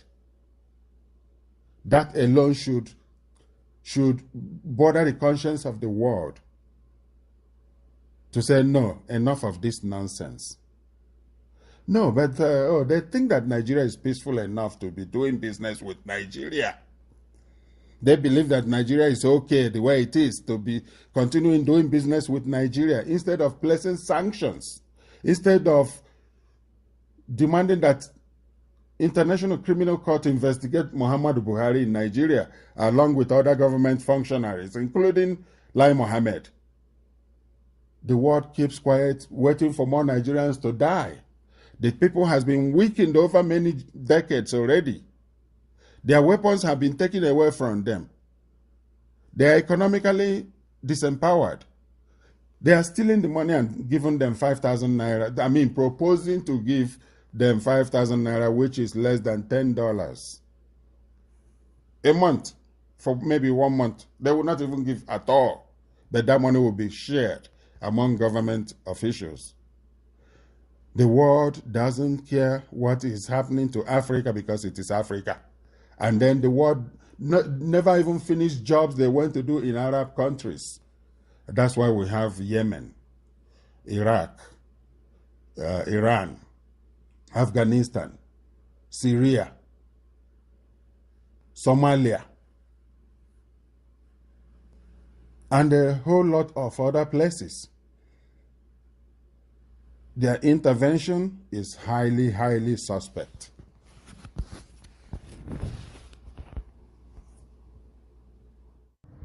Here is Ahmadu Bello's mission statement and battle script of October 1960.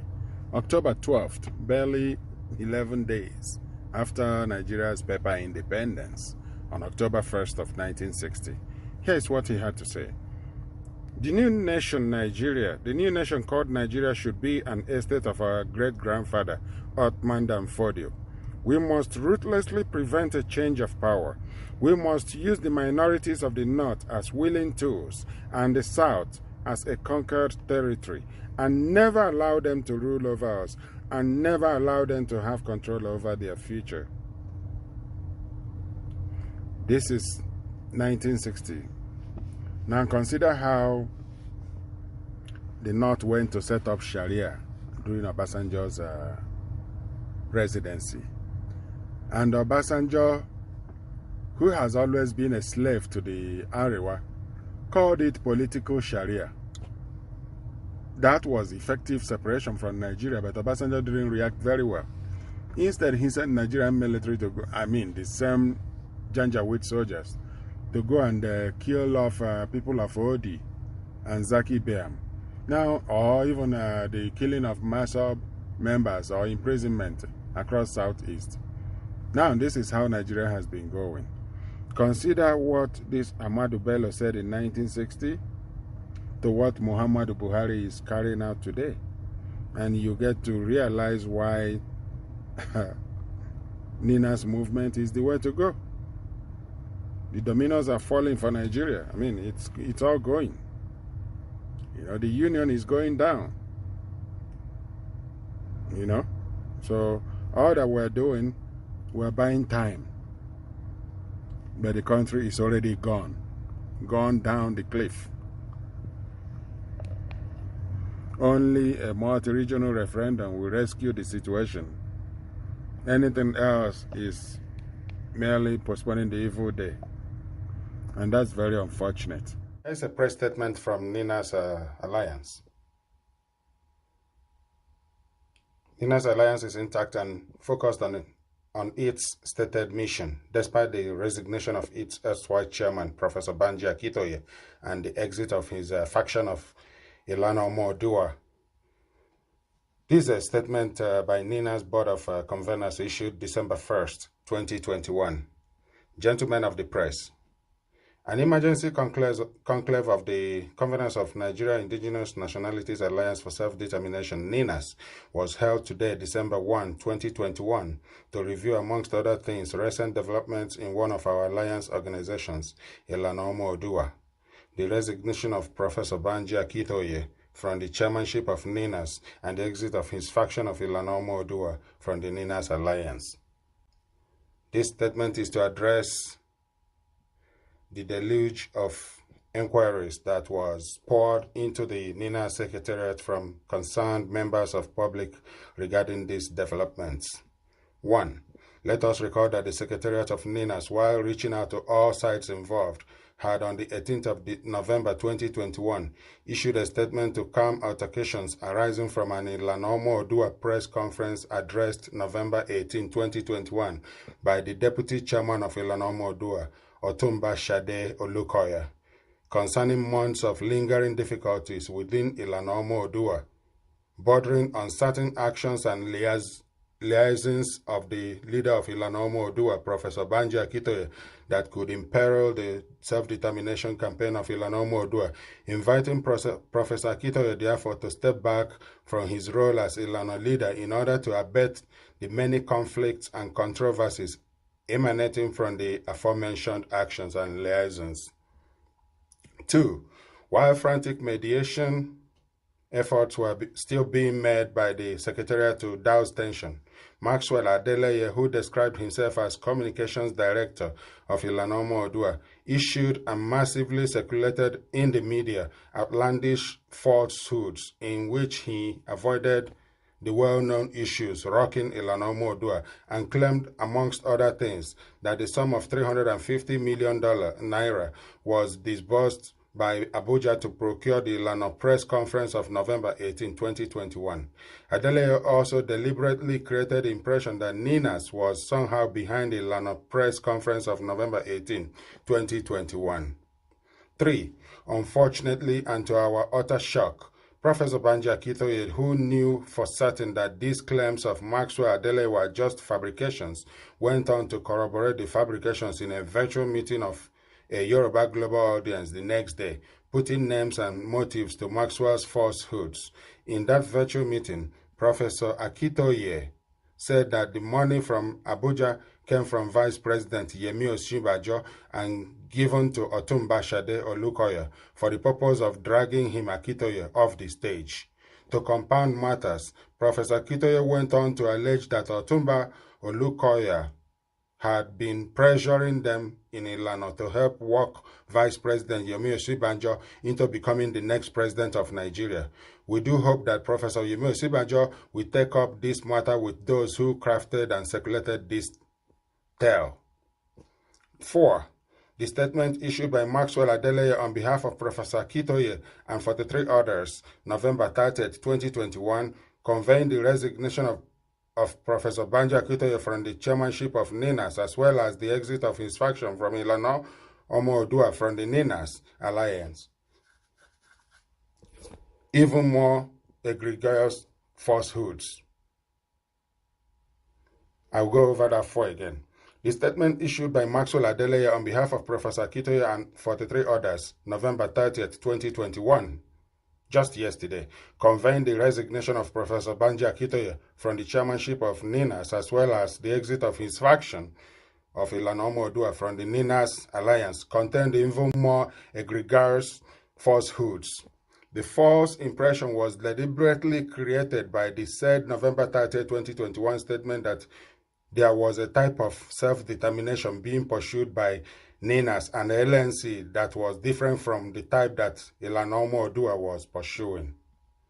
This is strange because the objectives, roadmap, and strategy outlines of NINAS are very clearly stated in all of NINAS public communications over the years, particularly the December 16, 2020 NINAS Constitutional Force Majeure Proclamation.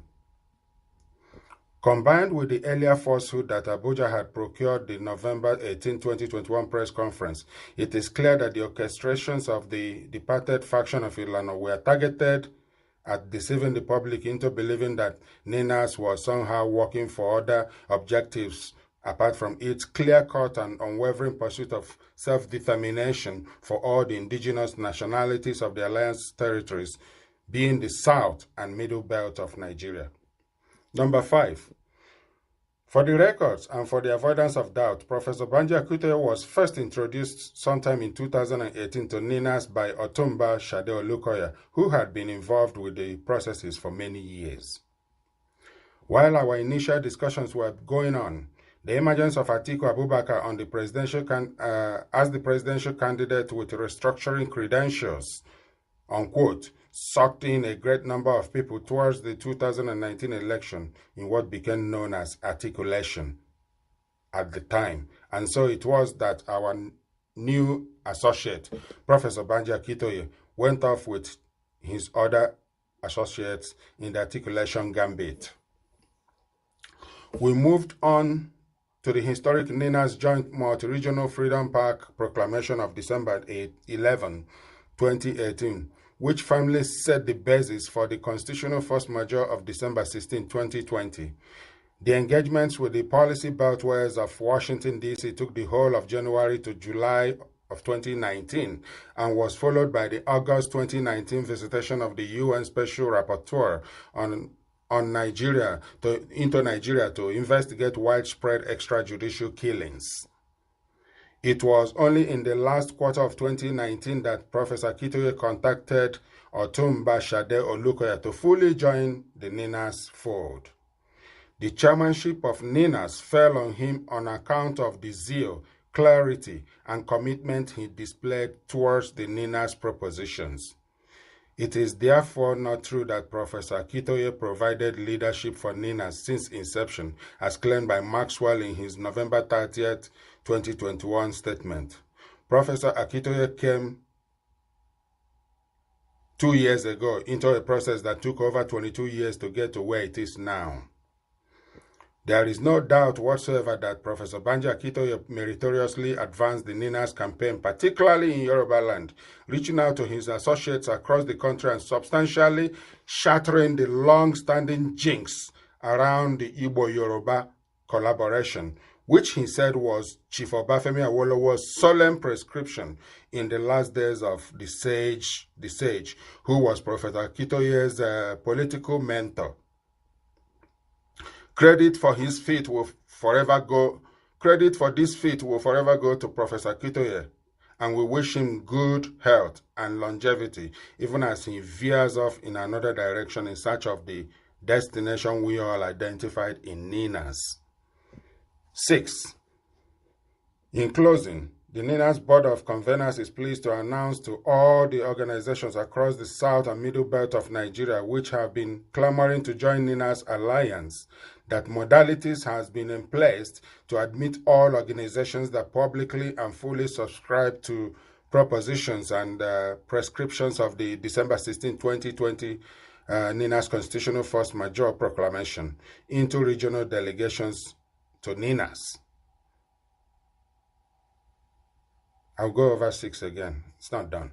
In closing, the NINAS Board of Conveners is pleased to announce to all the organizations across the South and Middle Belt of Nigeria, which has been clamoring to join NINAS Alliance, that modalities has been in place to admit all organizations that publicly and fully subscribe to propositions and prescriptions of the December 16, 2020 NINAS Constitutional Force Majeure Proclamation into regional delegations to NINAS.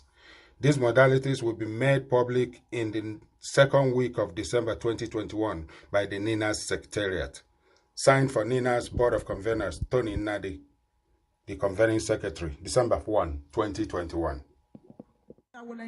From the various states of the Niger Delta region of Nigeria, they come in honor of the invitation of the Ijaw National Congress to its program titled All Ijaw Summit.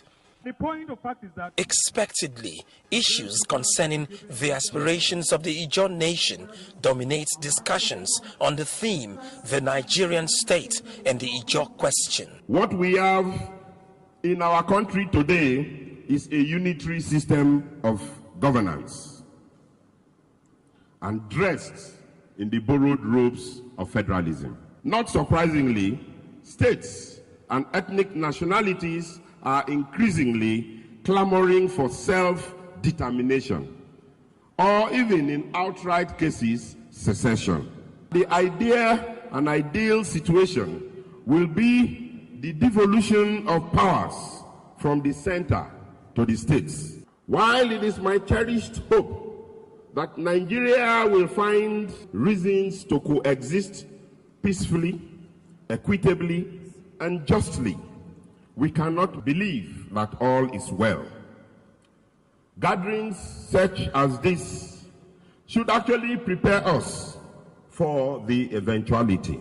A country called Nigeria.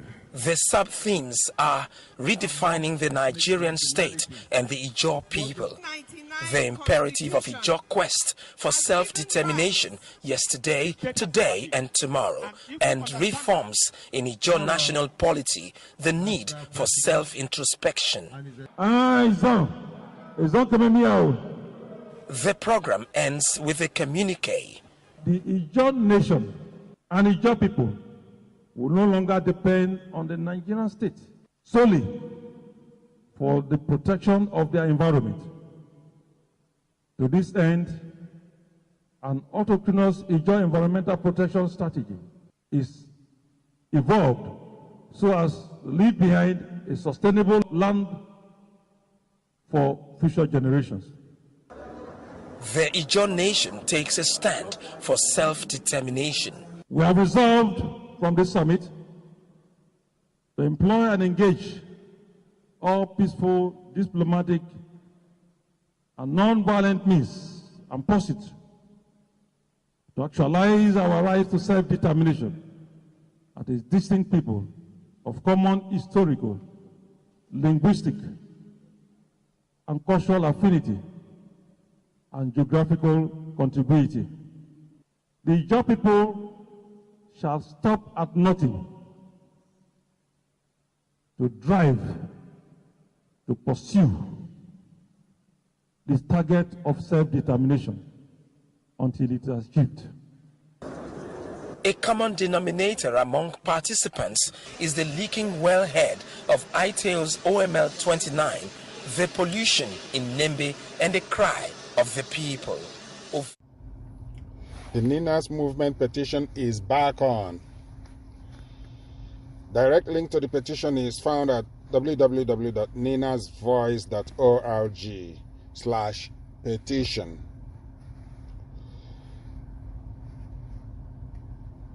The petition can now be found on the official Ninas Movement website at www.ninasvoice.org under the petition for referendum tab. As before, you can sign this petition with either your email or your Nigeria phone number. That is very useful in a place like Nigeria where many do not have an email address. It also means that if you have a smartphone, you can use it to access the petition, then input the phone number of your extended family and good friends in the village after you have explained to them what the Ninas movement is about and they have given their consent or permission.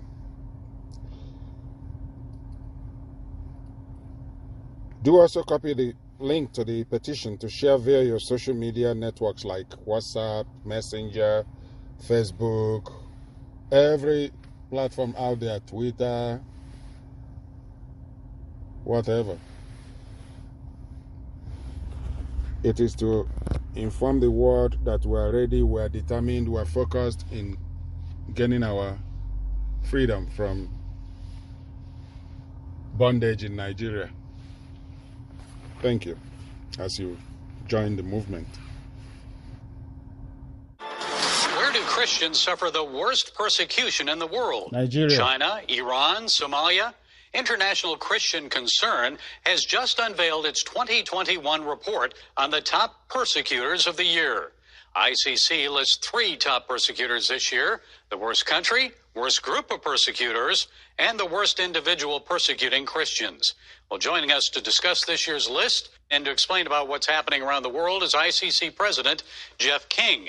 Jeff, it's good to talk with you again, so let's get right into it. The worst country persecuting Christians this year. Surprise, it's not North Korea. Which country is it and why? Well, yeah, Kim Jong-un, North Korea, it's always going to be a top performer, right? But what we looked at was like how many Christians are being killed presently. Is it a problem that's not addressed? We chose Nigeria. It's a surprise for a lot of people. But Gary, in the last 20 years, 100,000 Christians have been killed. 3 million plus Christians have had their lands, farms, homes stolen from them. And the government is part of the problem. So we chose Nigeria. Well, I know a lot of people say Nigeria, that's just Fulani herdsmen and so forth, but it goes well beyond that. Tell us a little more. Well, this is the problem. We work in Washington, D.C., and we're working with the government. And so that's the line that comes from the Nigerian government. They want to frame this as a conflict between farmers and herders. It's not a conflict. It's a one-sided war. It's a genocide against Christians. There's Boko Haram also, but the Fulanis have done much more damage. The Fulanis are going in. These are armed groups that go in and shoot up Christian villages and take their land. And what's going on is it's a war that never ends, is never addressed. The Nigerian military never goes after the attackers. There's no arrests, there's no battles, there's nothing. And the reason is that, look, Muslims are in control of the police, the army, and the intel agencies. So the whole security apparatus of Nigeria is controlled by the Muslims. And so the fix is in is the phrase. It's like it never gets fixed. It's never addressed. Nothing ever happens. Okay, Jeff, let's move on then and discuss the worst group persecuting Christians this year. It's not Boko Haram or Al-Shabaab. Who is it? What are they doing? Well, it's the Taliban. And Gary, look, the Taliban has been, torturing, murdering Christians for years. The problem is that now they are in control of a state, and they have a potent intel security apparatus set up by us, but now they're in control of it. They're calling Christian leaders. We know you. We're watching you. We're going to come get you. They're going door to door. And unfortunately, just this past 2 weeks, they grabbed the first Christian. And what happens is they'll torture him. They'll find out who the other Christians are he knows. And then if he won't turn back to Islam, they'll kill him. And there's going to be a whole bunch of that. Well, a lot to pray about on that. Now, the worst government leader or person persecuting Christians, it's not Canada's Justin Trudeau for shutting down churches and arresting pastors during the COVID pandemic. So which government leader did you list as the top persecutor targeting Christians and why? Well, you already nailed it. It's North Korea and it's Kim Jong-un. So either the country or he are going to show up in the top list But look, the whole North Korean state exists to serve him and to keep him in power and the Kims in power. So we chose him as the individual doing the worst job against Christians, doing the most persecution against Christians. I think people know it, but look, if a Christian is caught with the Bible, if they're a real Christian, the regime will take 3 generations of one family and stick them in prison for life. And these are prison camps that are designed to slowly kill off people. And of course, we know that you have to worship the leader there. Juche is their faith, and that's worship of their leadership. I know there are many other countries of concern, especially, let's say, India, where attacks against Christians are on the rise. Tell us what's happening there, Jeff. Well, India is especially disturbing, Gary, because India has a constitution that guarantees religious freedom, and they have a tremendous track record. But what's happened is you have some hyper-nationalists, some fundamentalist Hindus that have gained control. The Prime Minister Modi, is a radical Hindu. His party, the BJP, these are radical Hindus. They believe quite fervently that India is only for Hindus, and in India and Hinduism are fused, and there's no room for anybody else, and they're doing everything they can to slowly strangle Christianity. You won't hear it from his lips. He's a smart politician. Listen to the BJP leaders, listen to his leaders in the party. You'll hear it quite clearly. They're not shy about it. And Jeff, I know China and Pakistan, those are always places of concern. And you've been to many of these countries. You've met with many persecuted believers around the world.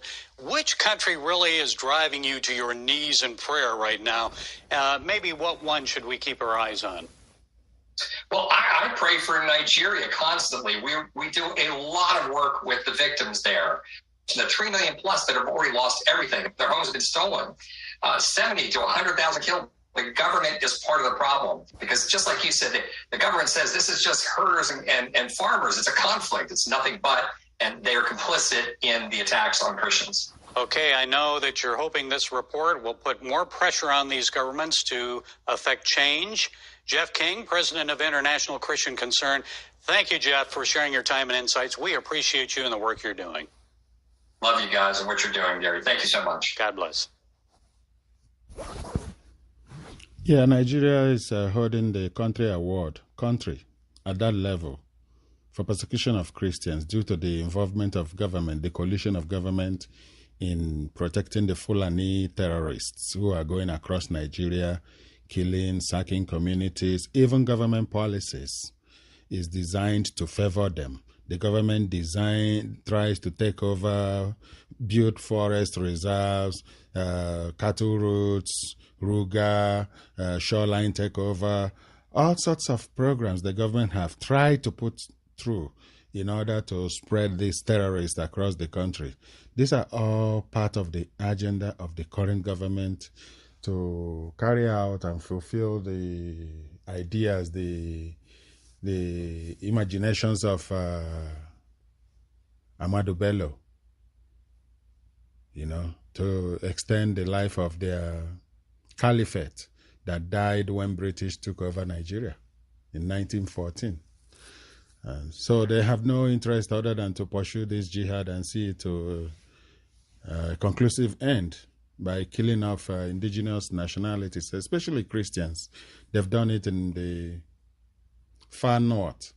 All the Christian communities there have been targeted and killed and replaced or chased into IDP camps locally, where they get bombed by Nigerian Air Force, or into foreign countries, neighboring Nigeria, into refugee camps.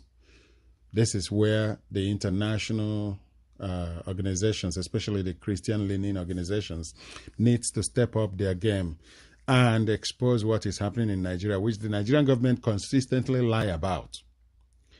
They went to New York during the UN General Assembly in September, seeing Nigerians with their posters, patriotic Nigerians protesting against the killing of Christians and the destruction of the country. Nigerian government actually goes into New York, Bronx, to hire homeless people and other foreigners to counter-protest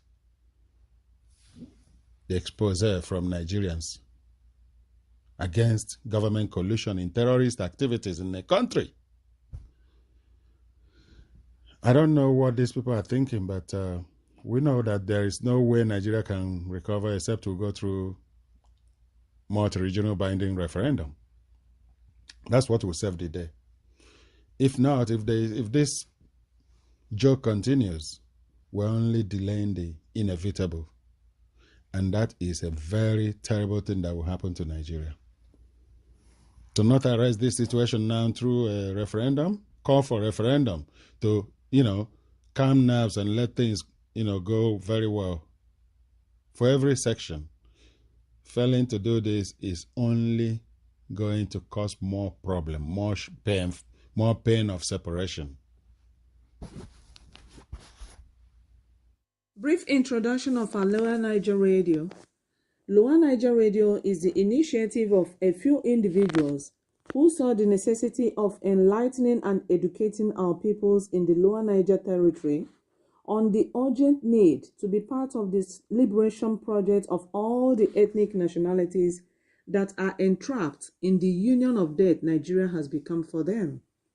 Following the events happening in Nigeria today and always, I am sure nobody is happy with Nigeria as currently constituted. However, the owners of their respective ancestral lands in the South and Middle Belt formed a strong alliance for the single purpose of self-determination. This alliance is called NINAS, the Nigeria Indigenous Nationalities Alliance for Self-Determination, which declared a constitutional force majeure, CFM, on the 16th of December 2020. NINAS has 3 blocks, the Lower Niger, the Yoruba, and the Middle Belt blocks. NINAS cannot be pensioned without connecting it to the Lower Niger Congress. So, seeing and recognizing the enormous good work the Lower Niger Congress had been doing all these years, these few individuals formed a media team to help the Lower Niger Congress bring these messages of hope, trust, and truth to all our peoples in our homeland. These peoples include Anang, Ibibio, Efik, Ishan, Ijaw, Idoma, Igbo, Kalabari, Bini, Itshekiri, Urobo, Obolo, Ogoni, Ogoja, Ugep, and so many others. Join us today and be part of the People's Revolutionary Movement for total freedom from the oppressive and brutal caliphate-imposed document called 1999 Fraudulent Constitution. Power belongs to the people. Lower Niger Radio is your voice of liberation. What can you say about the recent increase in the electricity tariff? Electricity tariff? It is appalling. That is the reason why I have been in a companions lacuna. Wow. Not a recapitulation. But let me tell you this, that it is Leka and Pongwatidos, that in a Lekotla, in an Imbisu, Flakidos, and innovative matters were excogitatedly ruminated. We also see how the revidistical politicals move from budget disappearance to budget doctoration. Now, we are faced with a duplicating, exasperating, a rebarbating, and a homogeneous electricity tariff. And this tariff is emulating with a financial lobotomization. But I pray that this is not ignite a clamorous demonstration. Now, come to think of it, how dare they deplete the citizens of the ossiferous and vociferous modus vivendi? Enough of this vilification and solecism. This is execrably pugnacious, pestilential, and attenuating. Imagine the imbibition of the political rodomotives, which has kept us in an urgent humiliation. Why? Now, Nigeria is in a political somnambulism and molocution. Nigeria is in a financial and economic bantigism. Look at the way the game politics has become epocable. What a political holy-poly. What a political hoity-toity. What a political foodie-toodie. What a political hocus-pocus they have come. What a political jabberwocky. What a political pobicon. What a political couple de corps. Sir! With this concentration, I ask that you accept my pentination circumlocution. Accept my pentination circumabagos, gadulucans, and madulucans. But I will tell you this, I will not koto in their puru. Thank you. I will refuse to koto in their puru. Thank you. Lower Niger Radio is your station for all things about self-determination, nation building, and liberty. With all the challenges and insecurity in our ancestral lands, the survival of our peoples and the political arrangements they decide on is our goal. We discuss solutions. We bring you messages of hope, truth, and trust. So, tune in today. Lower Niger Radio is the voice of liberty for the ethnic nations of the South, South, and Southeast. We are here for the peoples of Anang, Bini, Isan, Efik, Ibibio, Igbo, Ishekiri, Ijo, Igede, Kalabari, Obolo, Ogoja, Ogoni, Okrika, Urubo, and all the others. Lower Niger Radio, your voice of liberty.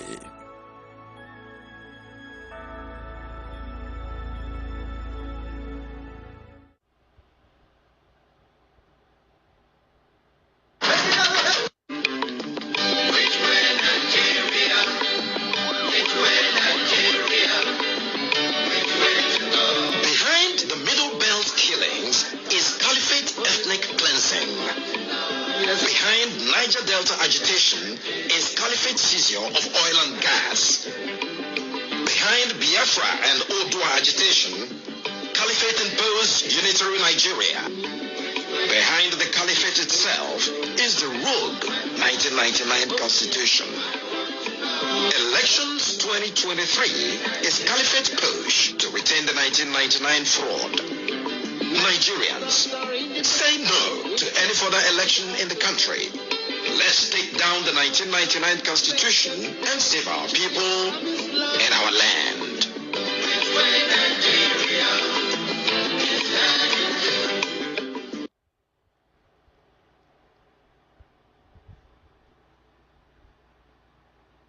The country is not burning for nothing.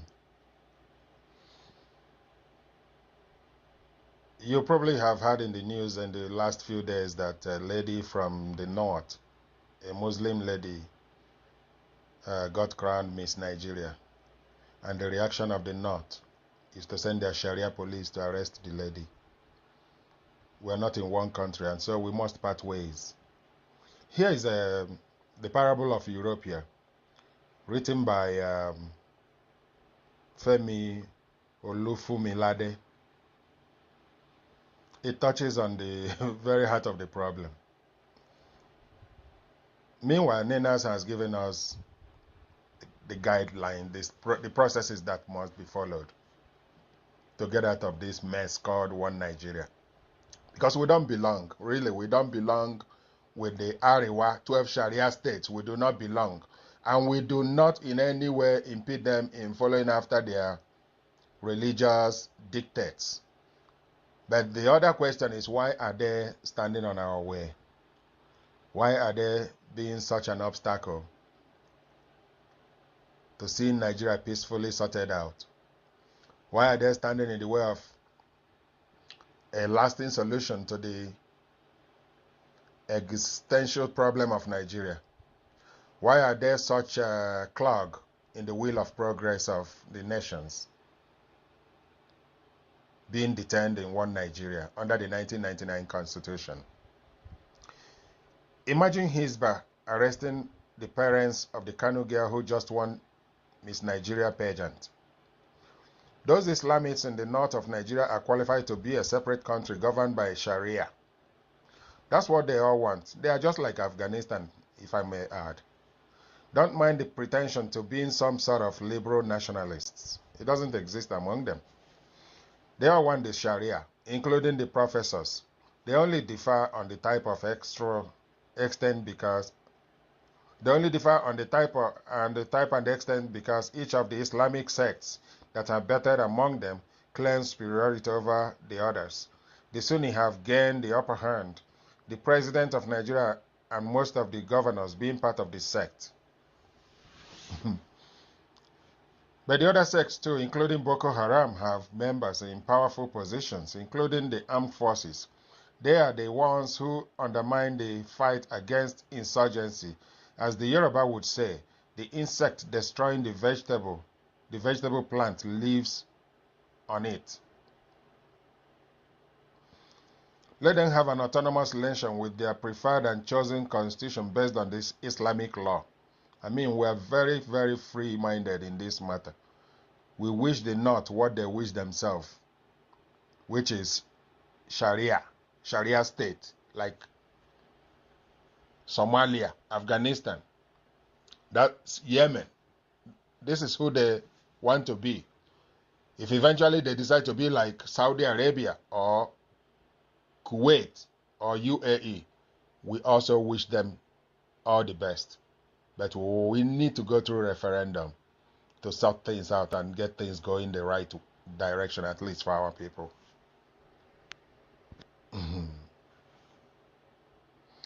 Give me and my own people the latitude to enact our own constitution and spell out how we want to be governed and our vision of our place in the world. We can associate as a confederacy the way Scotland, Ireland, Wales, and England have been for decades. That's the minimum for peace, harmony, and progress. It is crass ignorance on the part of supposedly educated people to think the solution is in being a Nigerian and forgetting you belong to diverse cultures. Exactly. That's stupidity. It's like the Roman Empire welding the French, Italians, Germans, Russians, Irish, and the English into one country called Europea. Then the country isn't working. Excuse me. They perpetually quarrel over revenue sharing, power sharing, etc. They plot coup against whoever is in power based on the perception that he's favoring his tribe. Maybe he's Hitler favoring the German tribe. Then some idiots come up with an appeal. We are all whites. Let's see ourselves first and foremost as Europeans. Let's forget our tribal differences. If we can see ourselves as one, we shall be the hope of the white race. Europea is the hope of whites. Anybody who knows better and is warning that this is a structural problem, those who advise restructure or let each of the tribes decide how they want to be part of Europea, or those who wish to opt out altogether, be allowed to do so via a referendum. The ignoramuses shut down. I'll go over that again. Anybody who knows better and is warning that this is a structural problem, those who advise restructure or let each of the tribes decide how they want to be part of Europea, or those who wish to opt out altogether be allowed to do so via a referendum. The ignoramuses shut them down. They called them anarchists, until a day came after the centralized authority lost total control over security. Dozens of armed groups are springing up outside the control of government to provide security. Eventually, a bloody civil war breaks out because of an election in which the ignoramuses have placed the hope of a messiah being elected. While those who know better won, the ignorant and puffed up illusionists call them doomsayers because they are living across the ocean in safety. A bloody civil war breaks out, election dispute, and who should control power, and great is the fall of the hope of the white race, Europea, by Femi Olufumilade. I pray that this doesn't come upon Nigeria, but it is up to Nigerians to decide how it goes, because the future looks very bleak for the country presently known as Nigeria. The future looks extremely bleak. Very, very bleak.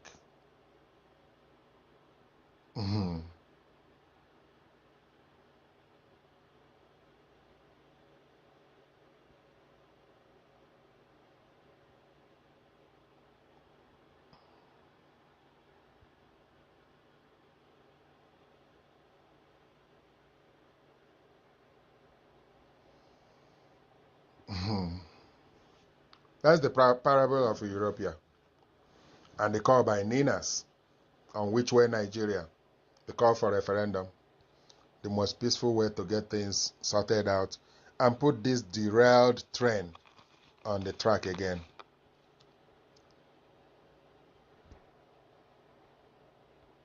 Small, intellectually, politically, and economically insignificant Africa. But is that really true? Now, here are the facts. Africa has a total area space larger than all of Europe, China, and the United States of America combined. Yes, it is 3 times the area of China, 3 times the area of Europe, 3 times the area of United States of America, meaning you can transplant China, Europe, and United States, and several other countries on the Africa continent, and they will fit neatly. Africa is 30.5 million square kilometers and a youthful population of 1.3 billion inhabitants. China is 9.6 million square kilometers and 1.4 billion inhabitants. India has a total space of 3.3 million square kilometers and 1.4 billion inhabitants. Now, yet, Africa is projected as overpopulated, and pressure mounts on Africans and their leaders to depopulate. Why? Why? Now, please note, Africa is home to 60% of the world's arable land, 90% of raw material reserve, 40% of gold reserve, 33% of diamond reserve, 95% of platinum reserve, and holds the largest bauxite reserves in the world. Of course, in addition to manganese, woods, uranium, crude oil, and others. Yet, the continent is touted as the poverty capital of the world and ripe for depopulation. The question is, why? Well, President Jacques Chirac of France provides an illuminating insight. He said, "We bled Africa for 4.5 centuries. We looted their raw materials, then we told lies that the Africans are good for nothing.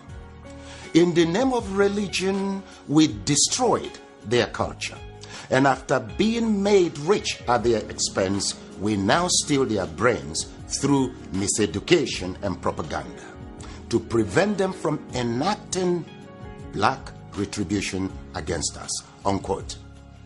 Well, put simply, for over 4 centuries, Africa is not in control of its resources. Look, a 2016 study of Africa by the NGO called War on Want reveals that 101 companies, mostly British, control $305 billion worth of platinum, $276 billion worth of oil, and $216 billion worth of coal at 2016 market prices. Yes, they own mines or mineral licenses in 37 African countries and control vast swaths of Africa's land, 4 times the size of the United Kingdom. Now look, Africa subsidizes the rest of the world by $32 billion annually. A 2017 report by Global Justice Now and other groups estimates that $161.6 billion enter into Africa, while $202.9 billion leave Africa almost every year. For example, in 2017, Africa received a total of $19.7 billion in aid, but paid back $18 billion in debt repayments. Debt burden is killing Africa. African governments have borrowed between 25 and 75% of their GDP, but with little or nothing to show for it. Africans in the diasporas remit not less than $32 billion annually, but multinational companies siphon $32.4 billion in profits and illicit financial outflows. Look, an estimated $29 billion are stolen via illegal logging, fishing, and poaching annually. How can any continent, country, or people accumulate and sustain wealth, growth, and prosperity with such statistics? That's a great question. Well, look, hopefully, now you know your Africa better. Edmund Mbiaka once wrote, "Peace of mind always comes with knowing who you truly are, where you currently stand, where you positively need to be, and strongly believing in its possibility." Africa needs to control its resources, no doubt. For productive, patriotic, and effective leadership, we need our best and ablest citizens with fortified character in local, state, and federal governments. This must be given utmost consideration in upcoming elections across Africa. Let me say it once more. Our problem is not the age of our leaders, but unfortified character. It is your responsibility to protect and defend your Africa. The starting point is to educate and transform the mindset of our leaders and peoples. Look, the least you can do is to assist with ensuring that this message reaches every African. Slavery destroyed us. Religion divided us. Ignorance controls us. And truth scares us. With these retrogressive forces, Africa will remain a dark continent. So we must renew our minds. Please share this video in support of my efforts at reconstructing Africa through mindset transformation. You see, together, we will reconstruct Africa and take charge of our destiny. For who controls Africa controls the world. I thank you.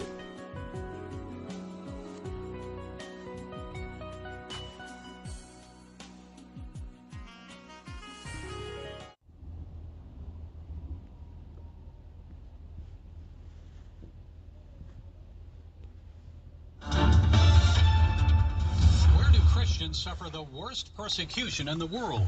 China, Iran, Somalia.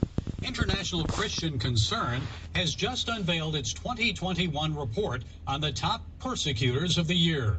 ICC lists 3 top persecutors this year: the worst country, worst group of persecutors, and the worst individual persecuting Christians. Well, joining us to discuss this year's list and to explain about what's happening around the world is ICC President Jeff King. Jeff, it's good to talk with you again. So let's get right into it. The worst country persecuting Christians this year. Surprise, it's not North Korea. Which country is it and why? Well, yeah, you know, Kim Jong-un, North Korea, it's always going to be a top performer, right? But what we looked at was like how many Christians are being killed presently. Is it a problem that's not addressed? We chose Nigeria. It's a surprise for a lot of people. But Gary, in the last 20 years, 100,000 Christians have been killed. 3 million plus Christians have had their lands, farms, homes stolen from them.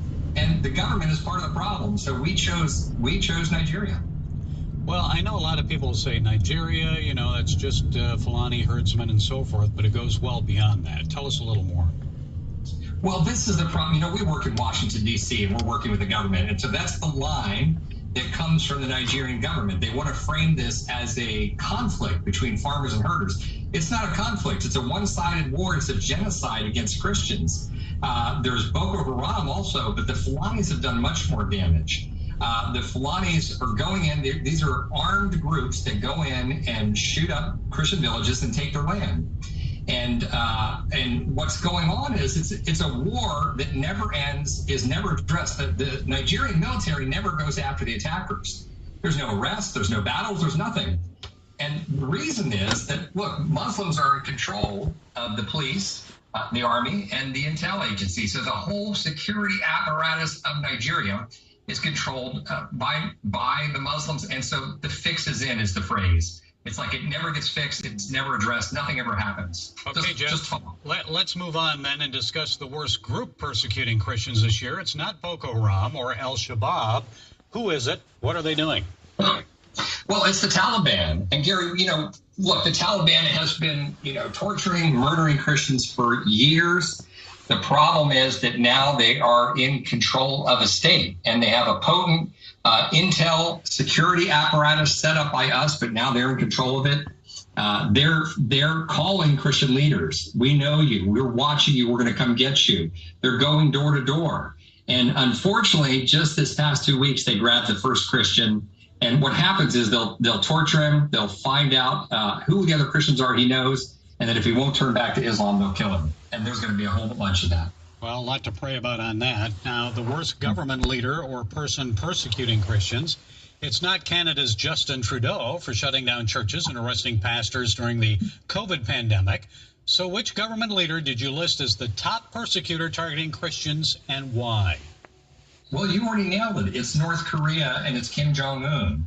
So either the country or he are going to show up in the top list. But look, the whole North Korean state exists to serve him and to keep him in power and the Kims in power. So we chose him as the individual doing the worst job against Christians, doing the most persecution against Christians. I think people know it, but look, if a Christian is caught with the Bible, if they're a real Christian, the regime will take 3 generations of one family and stick them in prison for life. And these are prison camps that are designed to slowly kill off people. And of course, we know that you have to worship the leader there. Juche is their faith, and that's worship of their leadership. I know there are many other countries of concern, especially, let's say, India, where attacks against Christians are on the rise. Tell us what's happening there, Jeff. Well, India is especially disturbing, Gary, because India has a constitution that guarantees religious freedom, and they have a tremendous track record. But what's happened is you have some hyper-nationalists, some fundamentalist Hindus that have gained control. The Prime Minister Modi, is a radical Hindu. His party, the BJP, these are radical Hindus. They believe quite fervently that India is only for Hindus. And in India and Hinduism are fused, and there's no room for anybody else, and they're doing everything they can to slowly strangle Christianity. You won't hear it from his lips. He's a smart politician. Listen to the BJP leaders, listen to his leaders in the party. You'll hear it quite clearly. They're not shy about it. And Jeff, I know China and Pakistan, those are always places of concern. And you've been to many of these countries. You've met with many persecuted believers around the world. Which country really is driving you to your knees in prayer right now? Maybe what one should we keep our eyes on? Well, I pray for Nigeria constantly. We do a lot of work with the victims there. The 3 million plus that have already lost everything. Their homes have been stolen. 70 to 100,000 killed. The government is part of the problem because, just like you said, the government says this is just herders and farmers. It's a conflict. It's nothing but, and they are complicit in the attacks on Christians. Okay, I know that you're hoping this report will put more pressure on these governments to affect change. Jeff King, president of International Christian Concern. Thank you, Jeff, for sharing your time and insights. We appreciate you and the work you're doing. Love you guys and what you're doing. For as long as Nigeria continues in the drift that it's been on in the last 6 years at least, since Major General Muhammadu Buhari came to our office, through weeping and wailing and crying and lying, we will continue to make known what's going on with Nigeria globally, and they will not have any sleep until we'll know what sleep is. They will never rest until we know what rest is.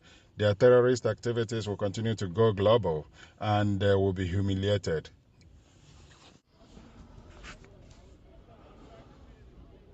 Self-determination is the answer for Nigeria. Are you angry about the jihadist genocide in the Middle Belt killing Christians for land grab? Are you angry that Fulani herdsmen are trespassing onto your farms, killing, stealing, and destroying? Are you angry that you are a citizen of a country that is now the third most, should be second, most terrorized in the world, with Boko Haram, ISIS, Fulani herdsmen, terrorists, and Al-Qaeda all operating from the same zone? Are you angry that you carry the passport of a failed country? Then you should join those seeking self-determination for ethnic nationalities. With self-determination, each ethnic nationality has the power to decide how we want to live and control our future, including resources. Self-determination is our self-defense. Join Nina's Voice.org ninasvoice.org. ninasvoice.org. There's a lot riding on this. Federation. And do you know that even the constitution that we use today, which is the 1999 constitution, denies what is called in law autochthony. In other words, there is no referendum, there is no plebiscite. The people of Nigeria did not vote to say, this is the constitution we want. It was imposed on us by a military decree, and yet it remains the ground norm. I mean, what a misnomer. We are not in a dictatorship, but we are running a constitution that we didn't vote for. And our administrative units have been carved on the basis of that constitution, supplanting our regional. The constitution that operates in Nigeria today is a fraudulent, mischievous document foisted on Nigeria by a departing military junta. In fact, it is Decree 24 of 1999, which should have been a mere transitional instrument for governing a country of the stature and standing of Nigeria within the international community. I would have thought that the first item on the agenda of the government that came to power in 1999 was to address the issue of that constitution, its legitimacy. Because, like the Patriots observed, it told a lie against itself by saying that we Nigerians, under God, have agreed to live together, blah, blah, blah. There was no time when we were asked that question. And Nigeria, I believe, still requires what lawyers call an autochthonous constitution, a constitution that that captures the needs and interests of the Nigerians, a constitution that finds legitimacy in the eyes of the citizens, not one handed down from low and high by a military junta. Our present extant constitution is an imposition of the military. A supreme military council that was not elected by anybody, that did not respect any known parameter in its recruitment except seniority in the army, that was lopsided in terms of its geographical identity of membership, imposed a constitution, enacted it like a legislation. It was not subjected to a plebiscite, it was not subjected to a referendum. In law, you say it's not autochthonous because the people did not agree that the 1999 constitution is their constitution. We didn't vote for its approval. So it's not cognizable in law as a valid constitution. It has been imposed of us by sheer force. And no government has had the courage to subject it to a national plebiscite. And if you do, most Nigerians will say this is not our constitution. We've created local government and states administrative structures that do not obey any known parameter. We've taken away the sovereignty of natural resources from our people and concentrated in an omnibus and amorphous federal government that is characterized by inefficiency over time.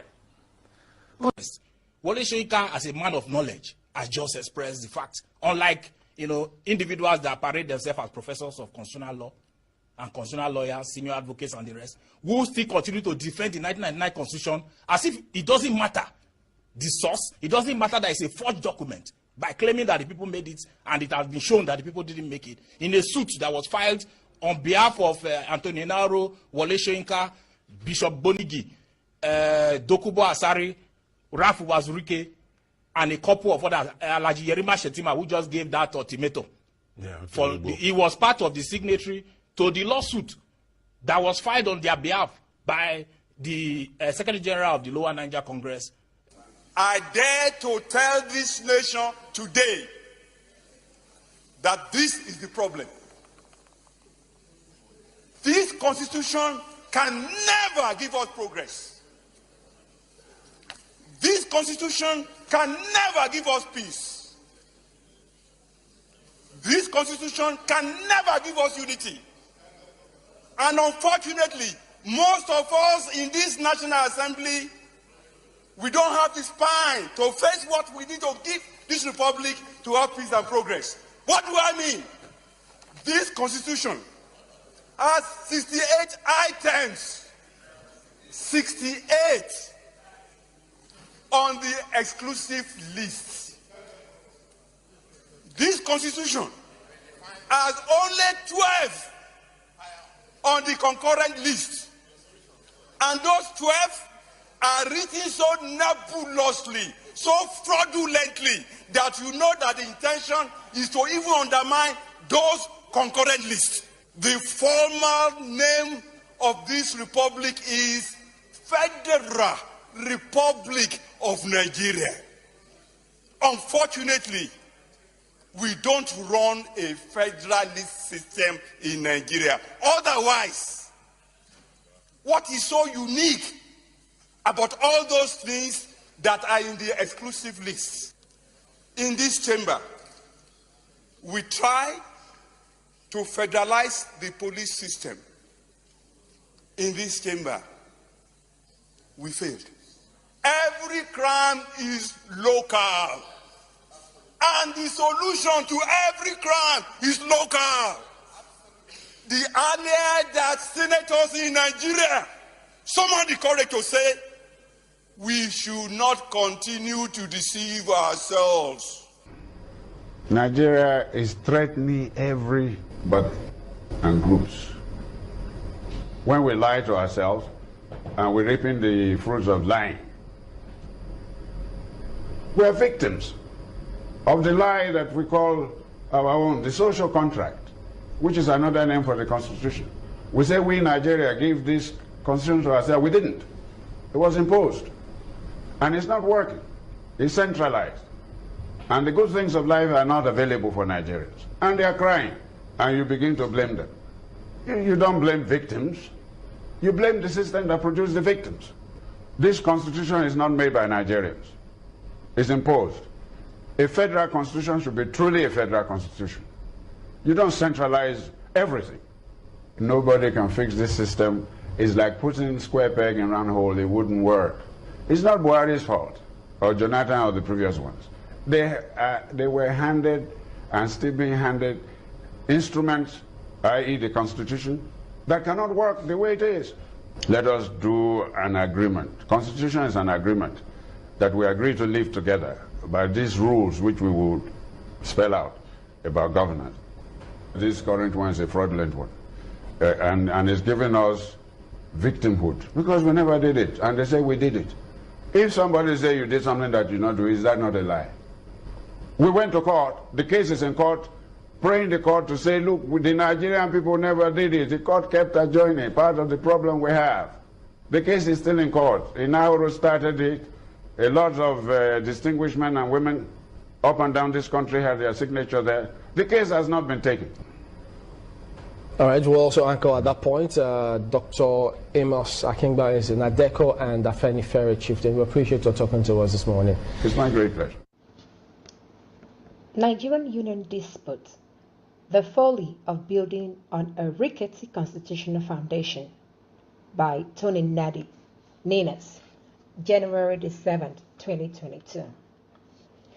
Responding to media questions about what seems to be a mobilization by political parties towards the 2023 round of national elections under the disputed 1999 Constitution, co-convener and coordinating secretary of the Nigerian Indigenous Nationalities Alliance for Self-Determination, NINAS, Tony Nnadi, wrote as follows.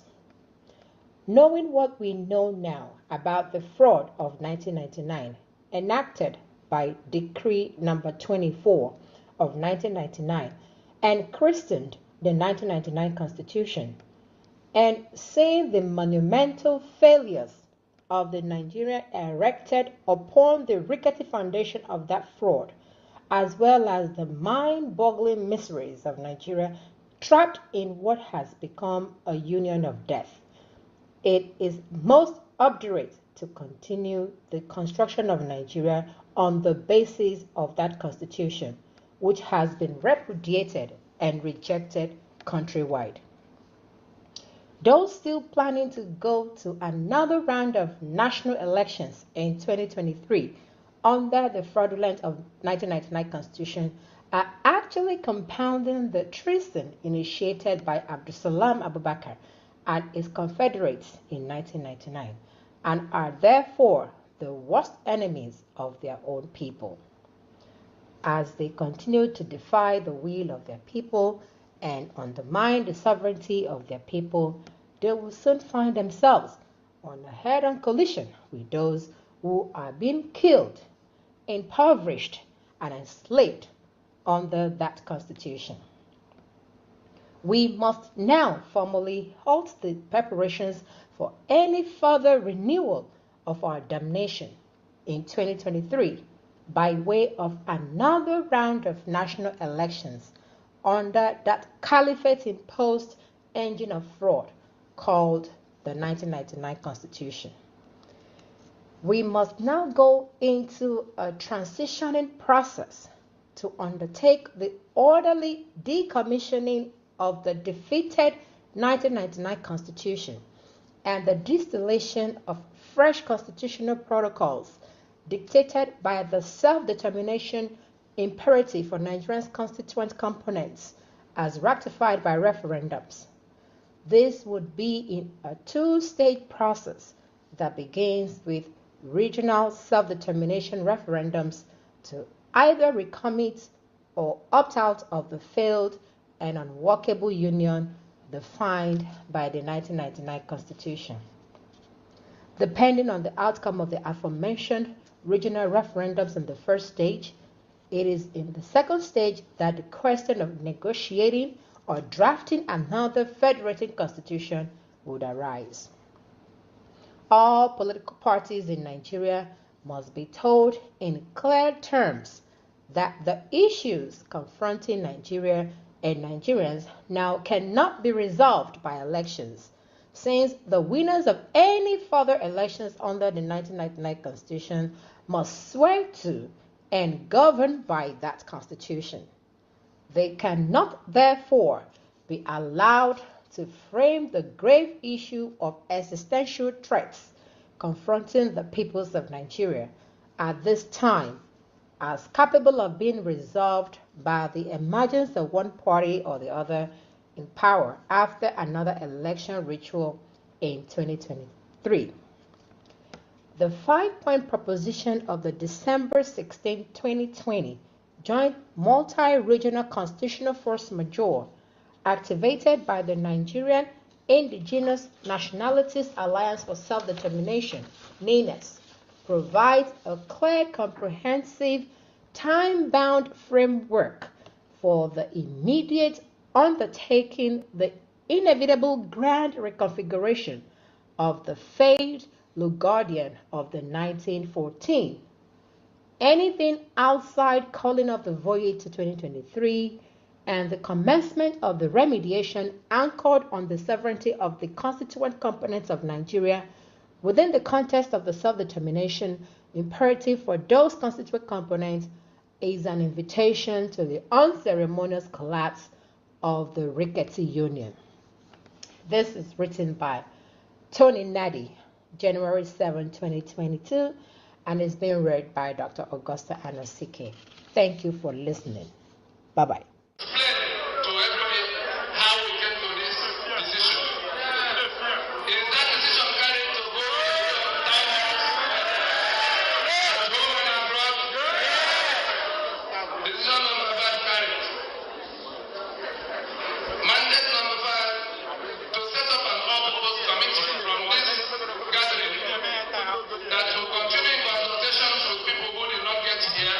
Amongst our people. Is that decision carried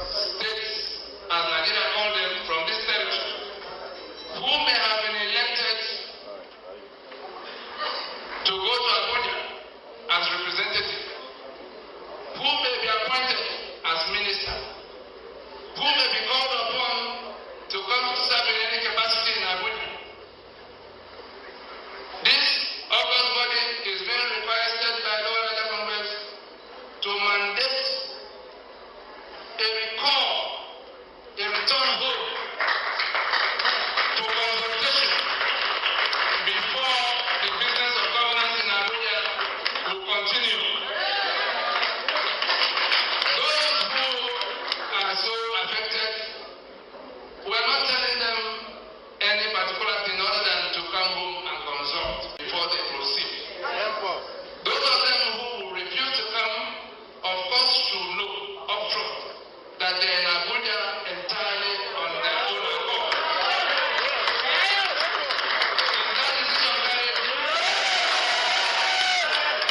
Tony Nnadi addressed the press on the overall aim of the solemn assembly.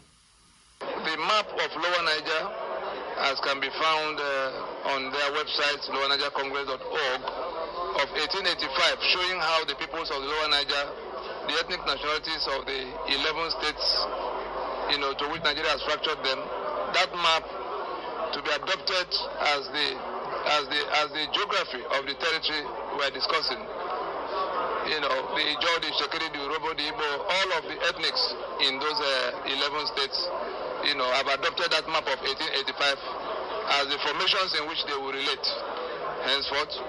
The second decision is that they have mandated a referendum. The Solemn Assembly has mandated a referendum of the people in which people, just like the Scottish referendum that happened recently, will be deciding whether they want to continue in this union of attrition that Nigeria has proved to be. There's also the mandate for wider consultations with the people ahead of that referendum by way of town halls and consultation with international stakeholders. The Assembly also decided that an asset protection and guarantee scheme be put in place immediately to take an inventory of the assets of the peoples of Lower Niger situated outside the Lower Niger, so as to avoid the experiences of 1970 in which they fled for their lives at the time genocide was being levied against them from other parts of the country. And in 1973, 3 years after they were dislocated from their places of abode, the government of Nigeria, by decree, seized their assets, called it abandoned properties, and never returned to them. And today we are seeing a repetition of the threat by the same people who seized those assets, against them. Finally, the Assembly also decided that a standing committee, an all-purpose standing committee, be put in place to discuss with those who might not have come here on a continuing basis, both local and international. I think we also decided that people from the Lower Niger who, for some, either by appointment or election, will be required to come to form government or do government business in Abuja on behalf of the peoples of Lower Niger from any part. The Assembly mandated a recall for consultation. They must come home and discuss with the rest of the people. Otherwise, they will be there entirely on their own. It doesn't matter that some people are rejoicing that the elections are being held and, winners emerging. Whether by appointment or by election, if you are of the Lower Niger and you are in Abuja to be part of the governance of that territory with the rest of Nigeria, we are requesting that you come home for consultation before you continue in that transaction. Banners and placards by the ethnic delegations were unfolded, demanding an immediate referendum to determine their political future. The closing remarks and vote of thanks on behalf of the conveners was taken by veteran Niger Delta self-determination activist and head of the Ijaw National Delegation to the Assembly, Elder Tike Ogoriba.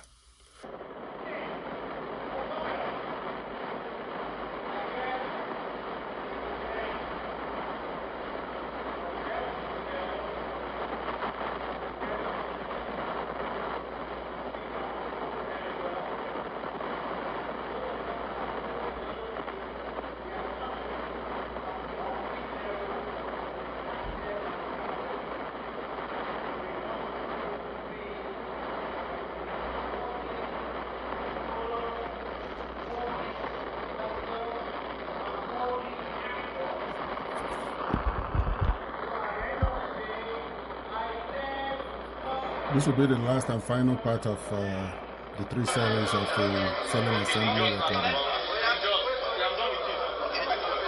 Ibibio, Ijo,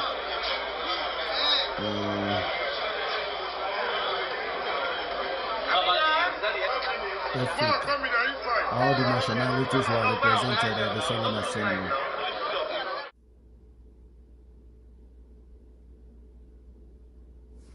When I saw a note that the bandits are threatening Christians in Zamfara, I asked what is the work of our security agencies.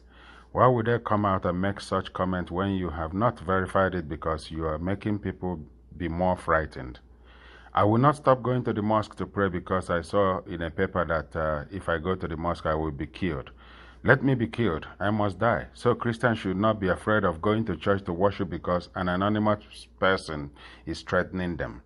This is the Sultan of Sokoto, a former brigadier of the Nigerian military, speaking. He's not offering any solution. Rather, he's telling people to go to the church or to the mosque and if they die, they die. That is not a secured environment. That is not reassuring. Rather, we should be talking about how to secure the lives of our people through a binding multi-regional referendum, not exposing people to harm, to death, to terrorist onslaught that is being powered from the presidency, by ministers, by sympathizers of terrorist activities. The Zala movement. These are people in government and outside government that are fueling crisis across Nigeria. They are fueling the killing in the Benue area, in the Middle Belt, in the South, in the entire South. Everywhere is under siege from the Islamic terrorists. And Sultan of Sokoto is telling us that we should continue to do things like nothing is happening. If we die, it is the will of Allah. God forbid, it is not the will of God that we should be facing terrorist activities, terrorist attacks, but we can go through referendum. And where the referendum passes through, then we should have sovereign authorities to protect the people of those areas in the lower Niger territory, Middle Belt and Oduduwa nations. This is what Nigeria must do now to avoid further escalation of the hostilities across the country. As condemned nations continue to trial the killing across the nation, the Sultan of Sokoto has made his reaction known. Speaking on Thursday, December 9, today, the Sultan of Sokoto said that there is no day that passes without people being killed in the northern part of the country. It's not just in the northern part of the country, all over the country. In fact, in the east, people are now playing with severed heads of fellow human beings, which is very barbaric and unfortunate. The Sultan also called on residents of various states across the north never to live in fear of death by bandits' attacks. The Sultan of Sokoto, Said Abubakar, in a report by Tribune, said that majority of the killing spree happening in the country, in the region, is not reported in the media. It's not only in the region. Most of the killings, including police killings and military killings, are not reported. They are all underreported. When they report 5, most likely it's probably more than like quadruple that figure. Everything is toyed with in Nigeria, just like they are playing with the COVID test now that is keeping Nigerians stranded in Europe or in transit. Everything is cooked up. Everything is full of lies. Nothing real. Nothing is real. Everything. Even government, the sitting government, can dabble into terrorist activities while telling the rest of the world that they should consider the plight of the Palestinians. Buhari goes to the UN to preach on the Palestinian cause while actively setting Nigeria on fire by his policies, by funding terrorist activities, using the Miyetti Allah as a front. And sympathizers are in government, and he knows it. He said this at the fourth quarter 2021 meeting of the Nigeria Interreligious Council, NIREC for short, with the team, NIREC, security agencies, and peace in Nigeria.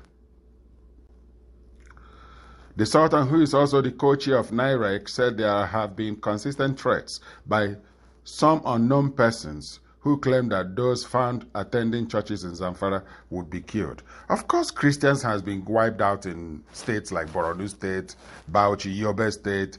They are either killed or they've been driven into IDP camps within Nigeria or refugee camps in countries, even countries at war like Cameroon has Nigerian refugees in their camps. Chad, Mali, all over the place, including Libya, where people are being traded, auctioned at slave camps, slave markets. The Nigerians are being chased to those places from Nigeria. And Buhari thinks that he's in charge, that we cannot have a multi-regional referendum under his watch. It will be over his dead body. Oh, well. Calling on both Christians and Muslims in the region to ignore this threat, the religious leader said the insecurity in the northern part of the country is overwhelming. It's across Nigeria. The fire is burning across Nigeria. He said Nigeria has a series of challenges facing it. I wish it's just minor challenges. It's an existential challenge. It's at the root, at the foundation of Nigeria. The Constitution is the problem. That is why all these things are happening. And if leaders don't wake up and come together to understand the issues facing the country, the challenges will escalate. I don't know what you're waiting for. It's already gone beyond control. The Guardian reports that the Sultan also urged citizens to embrace peace across the country and love one another. How can we love one another when there is a bigot serving as president, when ministers are all bigoted minds, people who have no love for the country or the people, but rather they are clutching onto their tribe and their religion? That does not make for love of country. There is no love of country for Nigeria.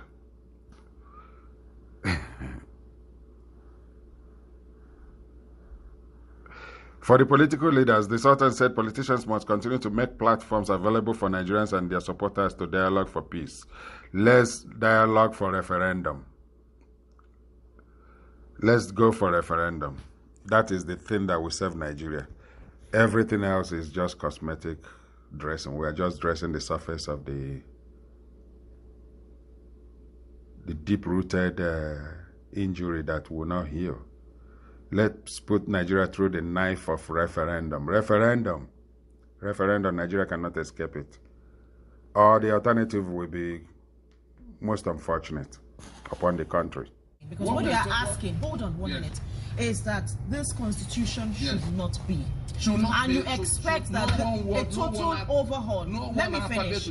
You want a total overhaul of this constitution, and you liken it to the South African appetite.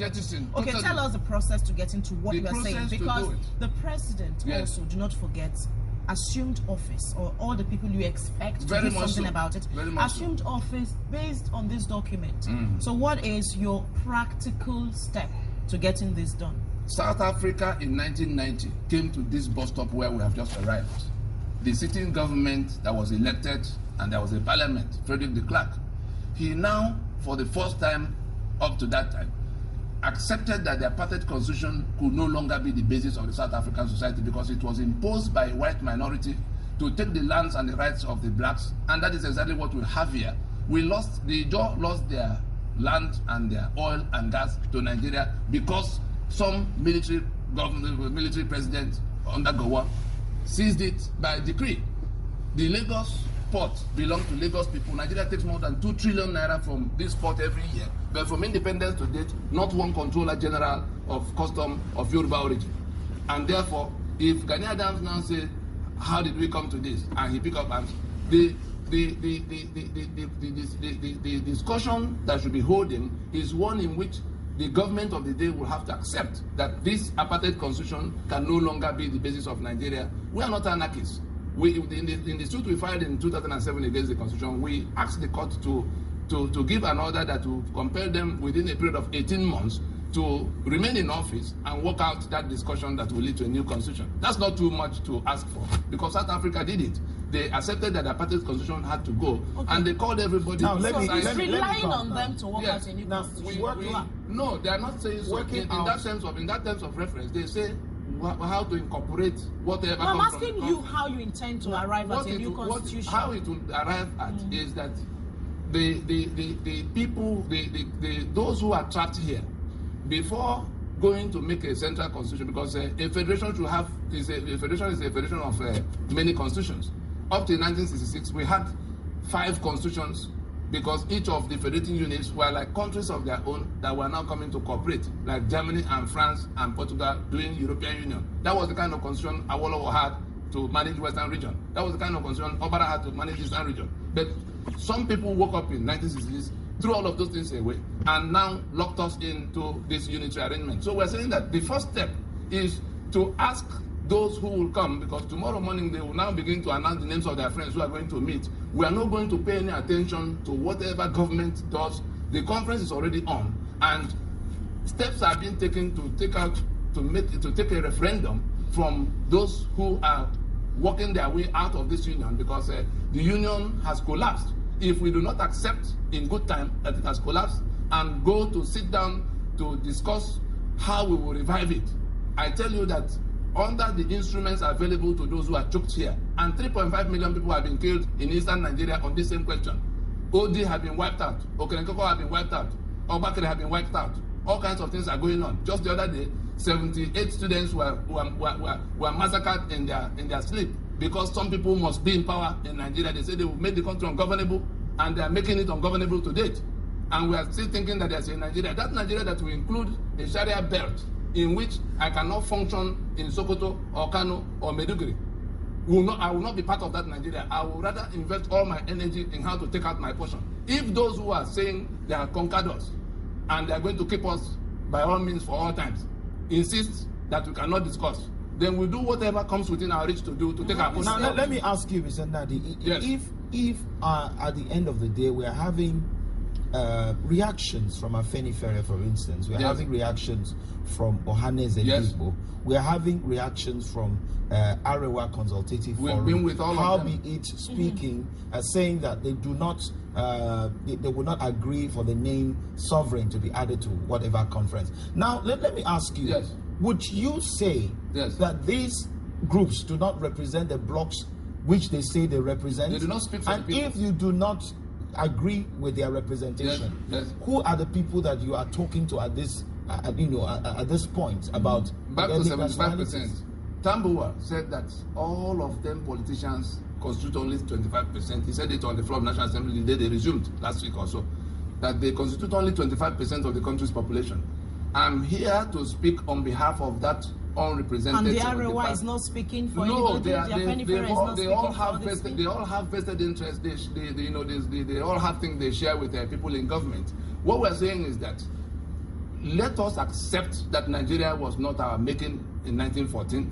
Let us accept that the little discussion we had all the way to 1960 got toppled in 1966. Let us then accept that the product of that toppling, which is the current constitution, because from 1966 to date, all the 36 states that were created, who created them? Now they call me Abia State or Imo State or somebody else, Bayelsa State. None of the people in those places, like Delta State, cannot, the people of Delta in some areas were agitating for some autonomy. You now create a state and put the capital in Asaba.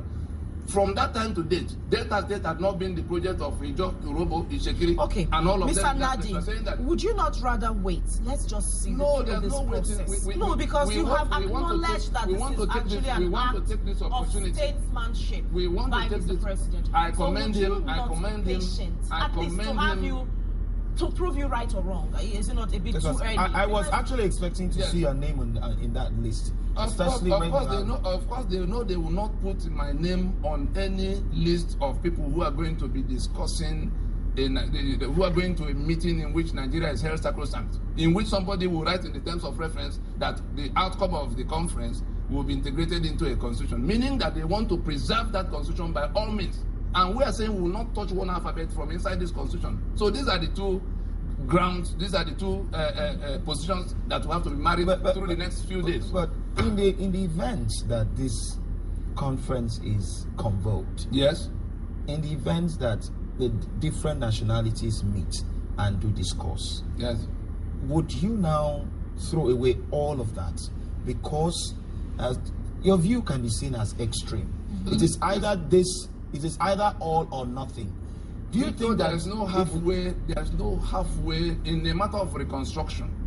If you want to put a 40-story structure on this ground now, you know it will take it.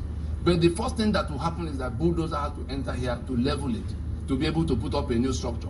Anything that is built on this foundation of falsehood, and if you let us take it down to our people, in saying that we the people, we are saying that we have submitted by ourselves. So it's a forged signature by which Nigeria is selling 3 million barrels of crude oil every day and sharing the money, $250 million every single day in Abuja, to the exclusion of the owners. If you come to the provisions inside the Constitution, you then begin to see a chapter 2 that provides for all the good things of life, but a clause in section 6C, and shame on the lawyers in Nigeria, including the justices up to the Supreme Court, that will hold this document up and say it's a constitution. Because those who wrote it had taken all of the content of the Treasury as their own by that provision, to say that nothing is for the citizen except as they deem fit. That is the unjust. Samadi, before we let you go on this segment, like Victor asked, and yes, it's the heart of the matter. The thing to do is to allow the ethnic nationalities and have this discussion without what you are saying, and this scales through. If somebody, what does that Abacha held a conference, but Obasanjo held a conference. What happened to them? Because somebody sat in Abuja, like David Mark is sitting, to tell us that it is how they do it that we have to accept. What we're saying is that they must accept that sovereignty belongs to the people and let them organize themselves and send those who they will truly wish to discuss their future for them in a conference that will end in a referendum. Thank you, sir, for coming. Thank you very much, sir, for joining us this morning. Thank you. We have been speaking to Mr. Tony Nnadi, who is the Secretary General of the Lower Niger Congress and the convener Movement for New Nigeria. Thank you once again. The story have never changed. It's the same thing. All the cosmetic measures being applied on Nigeria to make Nigeria, to get Nigeria going, is not working, because everything that is being done by the senators, by the members of the House, or even executive branch or the judiciary, they are all skirting around the fact that the foundation is faulty. Nigeria's foundation, rooted on 1999 Constitution, is a fraud, and you don't expect this fraud to fix itself. Nigeria needs a surgical operation. That's the only thing that will work. The hashtag NSAS report finally here. A lot of people, even though it's not been officially released, says it brings closure and a step towards healing for some of the victims. Well, so many things have happened in this country that you don't know exactly where to begin to have an analysis, when it does appear that the government actively encourages the killing of its citizens, when the Constitution of Nigeria says the primary purpose of government is to protect lives and property. And I was waiting since 2-3 days to hear one fellow who answers Garba Shehu Garba, who is a principal, is a senior advocate, always defending herdsmen and anybody who kills people in Benue and Plateau. And I haven't heard anything that Nigerian citizens were killed. Federal government hasn't said anything. A Supreme Court judge was almost kidnapped and attempted an attempt on her life. The federal government hasn't said anything. The Attorney General is there wishing things and wishing down what he probably supposes. So, things are getting so confused that the only way to put it is that someday everybody will sit down to a banquet to face the consequences of his or her actions. That is the only preview, that no matter what it is, you must sit down at a banquet, either at God's judgment or even here on earth, to be able to answer the responsibility entrusted upon you by people, and you fail them. Because you are guilty of the good you never did, or you failed deliberately not to do. So, and there are so many examples of them in this country, that NSAS is another obvious thing. But thank God, with the courage of the judge and of Lagos State government, everybody knows, it's an APC top government. Yes. A performing government of APC too, not just that it's an APC, it's a performing government of the situation notwithstanding. And they had the courage to say this. That shows you again, there are two governments. Somebody is running this government. How do you think the government at the center, the APC at the center, will perceive the Lagos State government and the way Because one would have expected, going by the way things are done in Nigeria, the pressure would have been mounted on by the Lagos State government on the panel, not to come out with this kind of report, which they came out with. Well, it is obvious, if you hadn't been back when I was here last, I did say that two people are running the government of Nigeria. It is now very clear. Malami, the Attorney General, and Lai Mohammed, the Minister of Information. Because repeatedly, Malami had done things that, in a normal situation, he should be in jail. The president of this country nominated Magu as chairman of EFCC, and Malami wrote a letter to the National Assembly that he was corrupt. The president resubmitted the name again, and he wrote the same letter again. He's still the Attorney General of the Federation, and the senior legal law officer and advisor to the president of Nigeria. And look at what has happened with the $480 million. Where do you begin? His office was supposed to be involved in the attempted kidnap of Justice Mary Odili. Allegedly. Well, whether you call it allegedly or not. Because he has denied. Who in this country people deny something? The people who were caught, are they from the moon? What has the federal government done to ascertain who came to that judge, to the magistrate, who gave the magistrate instruction? Somebody must have given him an instruction to do what he did. Nobody is interested in those things. So if Mary Odili had died, this is the story we'll be telling in this country. One of the finest in this country. If those hooligans had done something, we're all sitting there and say, oh, that's the way God wanted her to go. That's the typical Nigerian attitude. So I don't think President is in charge. There are people doing his dirty job for him, and I think he's comfortable with it. But unfortunately, would you call it dirty job, or would you say he is excluded from the main conversations of governance? Because again, you are only as good as what your team tells you. Well, I don't know whether, how else do you describe what Malami is doing if not a dirty job? Because it is convenient. They call it defense of the presidency, but is that defense of the presidency? What Shehu Garba is doing, is that defense of the presidency? When you remove truth from facts. There's somebody I told that the best form of revenge is not to be like the one who committed the offense in the first place. Because time heals, reveals every secret. If you take time, the truth will be coming out. I don't know how he's going to end up, but it is unfortunate that this is what Nigeria is. But tell me how these citizens of this country can be patriotic with things like this, killing young boys and girls, children of higher institutions by their own government because they are demonstrating for what? Police brutality. That would have expected government to be interested in. At least have a national inquiry. Let there be scapegoats, scapegoats, authentic scapegoats, not made up scapegoats. Yes, I was going to that say you that. could use as an example to show that you are protecting your sons and daughters. Everybody has a right to demonstrate. In fact, I used to tell somebody that demonstration, protest, is a catalyst for dialogue. Once you protest, somebody must pay attention. And in paying attention, you invite the person to discuss.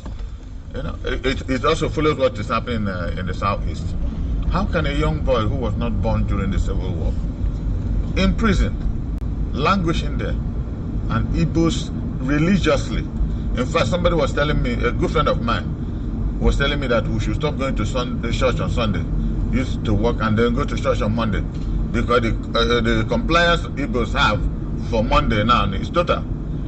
Nobody is interested. They tell you to hell with the money they will make on that day, just to make a point. Whether that point they are making is positive or negative, they're not interested. Well, people like Fadam Baka has come out to refute that and say that it is causing more problems for the Southeast. I don't listen to anything Fadam Baka says. Since he started selling Chimaroke will die, that person will die. That is not the job of a priest. It's a fake priest for me. No person who is a child of God, not to talk of a priest, will say that somebody will die. That's not what the Bible tells us. So since that incident, Chimaroke is still in the Senate. He hasn't died. So why should I take him serious? He says anything he likes, and there are people who are deceived. They call it adoration. I don't waste my time talking about such people. Absolutely not.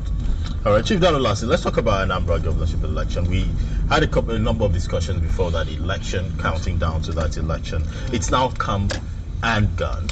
You had some predictions about that election, and you're thinking about that election as well. Are you satisfied with the outcome? satisfied would be an understatement. Because on two different occasions, twice here and one on Channels Television, I said, how do you begin to look at? Not because he attended my university, which is about the best in the country, I must unapologetically say. Modestly so. The best and the first. Then. Still best. Then. Still. So, and when you look at his pedigree, where he's coming from, it is difficult. Apart from the candidate of PDP and that of the ZZ Labour Party, brilliant guys, and I said it on TV that they're brilliant, and each of them, I told them their shortcomings, why they will not make it. It's difficult to see how you place in a civilized community a former advisor to the government, consultant to World Bank, governor of Central Bank, who stabilized the banking industry. People, we have short memories or convenient amnesia in this country, that there were times banks collapsed in this country. And those who were governors of Central Bank, they're still existing. People lost everything. I bought shares of more than 30 million naira in a bank, Oceanic Bank or something. It collapsed. I lost it up to today. I had 1.5 million shares. It came down to 50,000. What do you call it? But this young man came in, stabilized the banking industry. How many years now? Nobody's afraid to put his money in the bank. Isn't that a credit?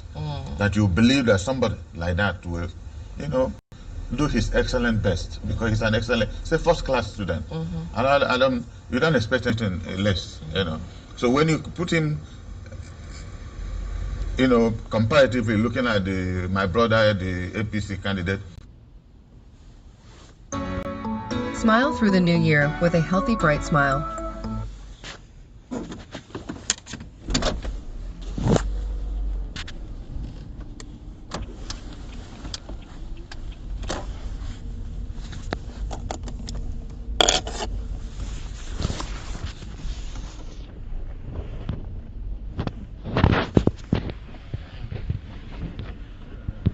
Abnormalities and insanities.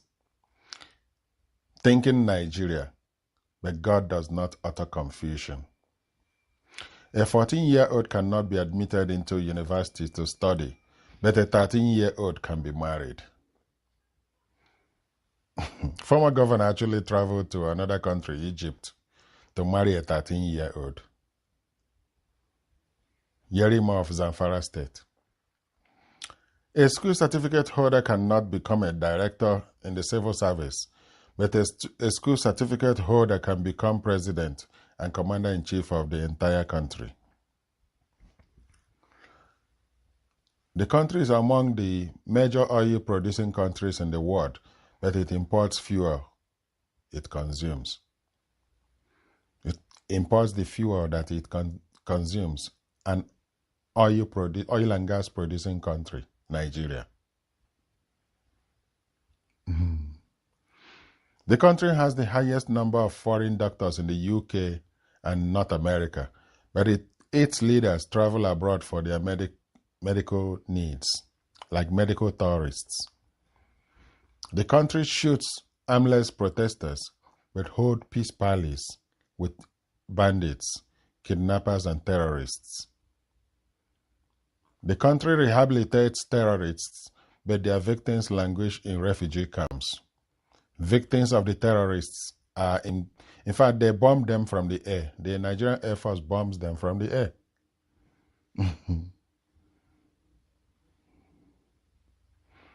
God did not create any country. He located human beings in different territories and gave them all empowerments to survive.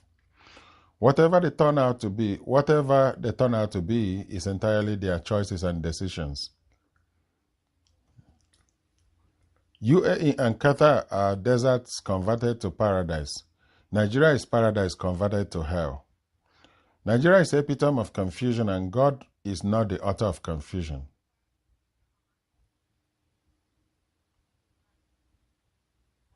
We can right this wrong. It is our difficult but surmountable task. Yes, we can, through multi-regional binding referendum vote. That's the solution. If we don't skirt around it, we can get to that solution in hours. And then we can plan on how to get ourselves cleaned up so that the healing process will start. Anything else is just dress. Corruption called Nigeria that must be tackled urgently.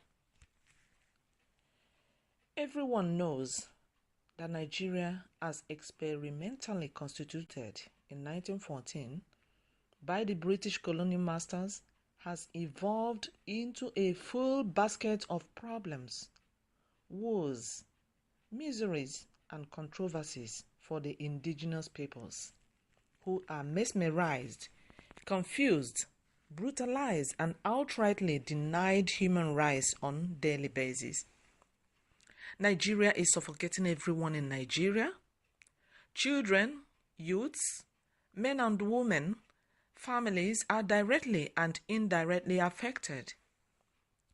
At the entrance gate of a university in South Africa, an inscription reads, "Destroying any nation or country does not require the use of atomic bombs or the use of a long-range missile. It only requires lowering the quality of education and allowing cheating in the examinations by students. The consequence is patients die at the hands of such doctors, buildings collapse at the hands of such engineers, money is lost at the hands of such economists and accountants, humanity dies at the hands of such religious scholars, justice is lost at the hands of such judges. So, the collapse of education is the complete collapse of a nation or a country. Nigeria, as a divergent ethnic nationalities forced to be in one political union, the center no longer have the capacity to hold together democratically, such as plastic union. So, because of this simple but complex reason, nation building is quite impossible in Nigeria. Indigenous peoples, their sovereignties, assets, and resources are being hijacked by the Fulani Caliphate through an imposed 1999 fraudulent constitution. So the Fulani Caliphate dominates and rules over the rest of us as infidels. The same Sharia Caliphate are also feudalists who believe that all men are not born equal and that they are born to rule over the rest of us in the toxic Nigerian Union. As a consequence of this feudalist worldview by the Sharia Caliphate, which translates to a master-slave society, the insistence by the rest of Nigeria on democracy, which is premised on the equality of all men, translates in the imagination of the Sharia Caliphate to a direct challenge on their master-slave worldview, and therefore an affront against the master by the slave, which is punishable by death. The situation to the majority of the people, the South and the middle belt of Nigeria precisely, therefore, is that of being guilty on two separate counts that each carry death penalty. A lot is very wrong with the current fraudulent constitution that does not allow for referendum for self-determination. Consequent on this fraud are a lot of hunger, hardship, anger, unemployment, frustrations, killings, corruption, injustice, nepotism, subjugation, marginalization, insecurity, political rape, election manipulation, ethno-religious killings, economic conspiracy and strangulation, and so many other human casualties. All these woes are traceable to this 1999 fraudulent caliphate-imposed constitution, and this is untenable. Another blindfolding ploy by the caliphate is to use a political game against the gullible politicians from the Alliance territory of South and Middle Belt to go into elections in 2023. Some political actors from the Alliance territories do not seem to sense the danger ahead by thinking that a slot for Southern presidency will solve the hydra-headed problems in Nigeria. The problem of Nigeria can be solved by a president coming from southeast or southwest or wherever. Ninas is saying that all political parties should close shops. All political parties should close shops. And all politicians should retreat and surrender to the will of the peoples. All politicians should retreat and surrender to the will of the peoples. And they should be among the movement. They should join the movement of the peoples to decommission the fraudulent 1999 caliphate-imposed constitution, because it is not paying any person good. And the people say no more elections under the current 1999 fraudulent caliphate-imposed constitution. The peoples say all the ethnic nationalities which make up the peoples say no more elections under the current 1999 fraudulent caliphate-imposed constitution. Power belongs to the people. Power belongs to the people. For more information and to learn more, visit the websites www.ninasvoice.org, www.ninasvoice.org, and the other one is www.lowernigercongress.org, www.lowernigercongress.org. Thank you for listening. Stay tuned in the Lower Niger Radio always, and get more information, get more enlightened, and get more educated. Thank you. God bless you. Whatever China's intentions with Nigeria, now that they are contemplating sending military to Nigeria to help protect Chinese in Nigeria, because Nigeria is going through series of insurgencies, including those that are being sponsored by the current government of Major General Muhammadu Buhari. It is incumbent, it is important upon all of us, especially those from Middle Belt, Lower Niger Territory, and Oduduwa nations, to press harder for referendum, because we need deliverance by all means, not just from the current Fulani-minded Nigerian rulers, but from predators like China. China is part of the problem that we're having now with regards to Nigeria. Whatever their intentions are, it is not for the good of our people.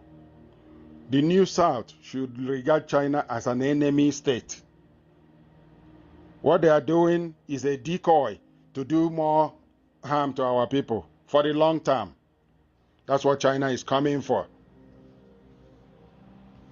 We should all go for referendum, press hard for referendum. We need referendum to set our people free. We need referendum to secure our space. We need referendum to stop the loan sharks from loaning to current terrorists minding Nigeria.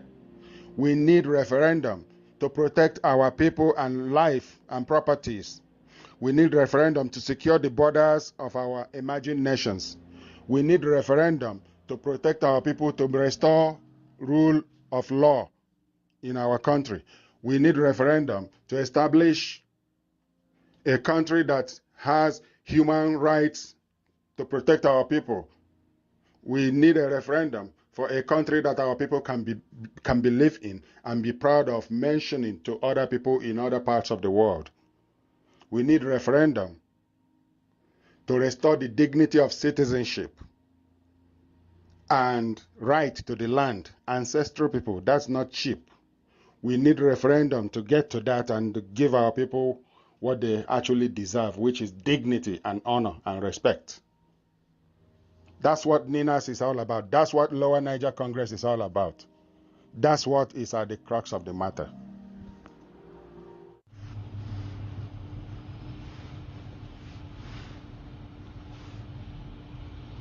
and the Nigerian Indigenous Nationalities Alliance for Self-Determination are calling for a new constitution that will capture the needs of all ethnic nationalities in the country. It warned that nothing will get better in Nigeria under the unitary constitutional order, no matter who gets to power. Professor Yusuf Turaki, who spoke at the press conference on behalf of the NINAS Board of Conveners, warned that any attempt to conduct the 2023 general election with the 1999 constitution may lead the country to a failed state. The idea of anarchy, because some people are fixing the constitution, if you don't allow the National Assembly to fix the constitution, there will be anarchy, not at all. What we're asking is that this 1999 constitution, let all Nigerians phase it out. And then we have a good way of developing a constitution, legitimate constitution for the whole of Nigeria. The way this present 99 constitution is being implemented is not to the best interests of some sections of Nigeria. Those politicians that are talking about elections under that constitution are telling us that our sovereignty is now with them. I pray they don't find out on the streets, like it happened in many jurisdictions, that our sovereignty is not with them. And talking about election that is coming, is Nigeria meant for election or election for Nigeria? People are talking about debt. People are talking about impoverishment that has made Nigeria the global capital for poverty. Everything that will fail has failed. And we know that it is this constitution that is directly responsible for everything we complain about.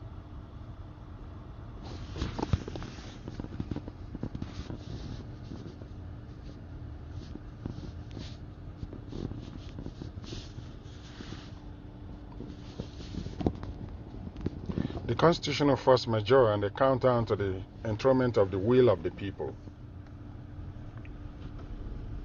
Being the text of a stock-taking status and next steps statement presented December 19, 2021 by the Nigeria Indigenous Nationalities Alliance for Self-Determination, NINAS, at a World Press Conference in Lagos, 1 year after the December 16, 2020 activation of the Joint Multi-Regional Constitutional Force Majeure, CFM.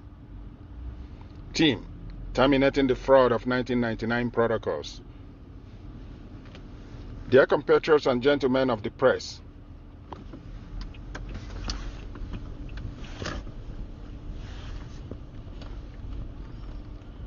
whereas A, by a joint multi-regional constitutional force majeure,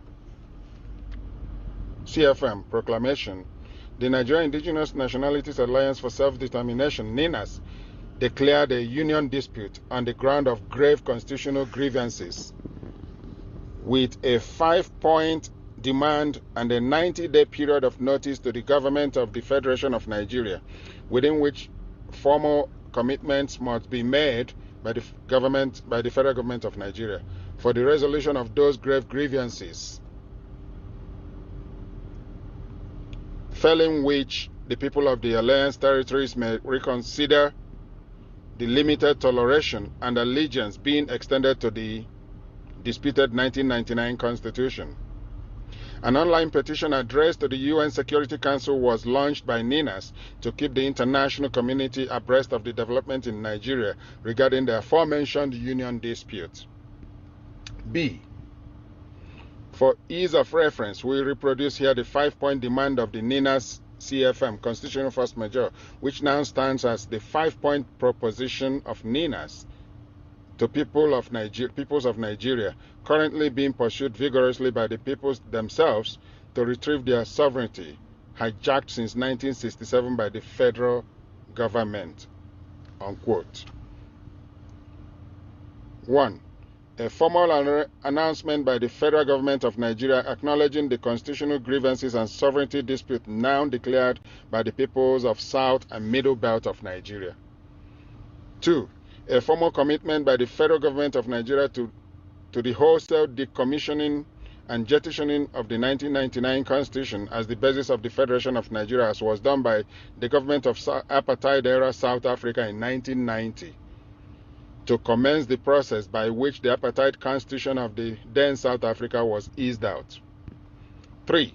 A formal announcement by the federal government of Nigeria suspending further general elections under the disputed 1999 Constitution, since winners of such elections will swear to and govern by that discredited Constitution.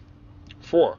A formal initiation of a time-bound transitioning process to midwife the emergence of fresh constitutional protocols by a two-stage process in which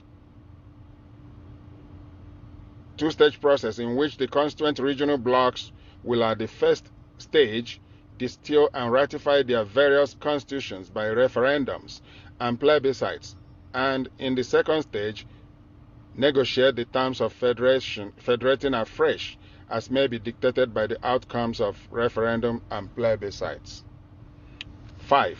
A formal invitation to the peoples of the South and Middle Belt of Nigeria to work out and emplace a transitional authority which shall specify the modalities for the transitioning process, including the composition and mandate of the transitional authority, as well as the time frame for the transitioning and other ancillary matters.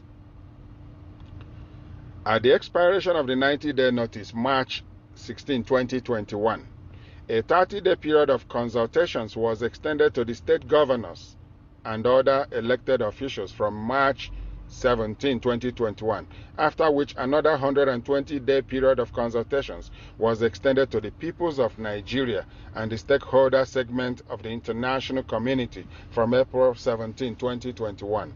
Concluded August 16, 2021. Thereafter, a million-man freedom march was staged at the UN headquarters in New York, September 14 through 24, 2021. During the 76th session of the UN General Assembly. D.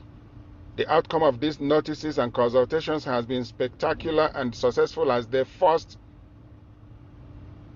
to the front burner a much more enlightened debate around the agitations for a grand reconfiguration of the damaged constitutional foundations of the distressed Nigerian Federation, producing a countrywide consensus against the unitary constitution of Nigeria. E. Specifically, the federal government of Nigeria, in response to the NINA's constitutional force majeure, rushed to the National Assembly for constitution amendments targeted as some kind of palliative to the grievances raised. But the National Assembly, for the first time, confessed it does not possess the constituent powers required to make or remake constitution for Nigeria. This is the first part of the press conference of yesterday. The second part will follow accordingly.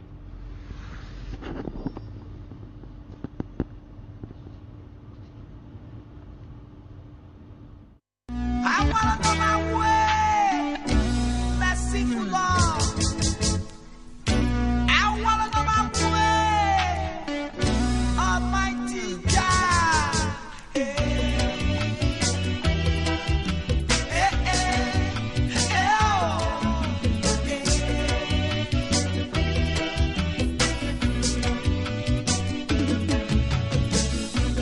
Show me the way now, oh Lord.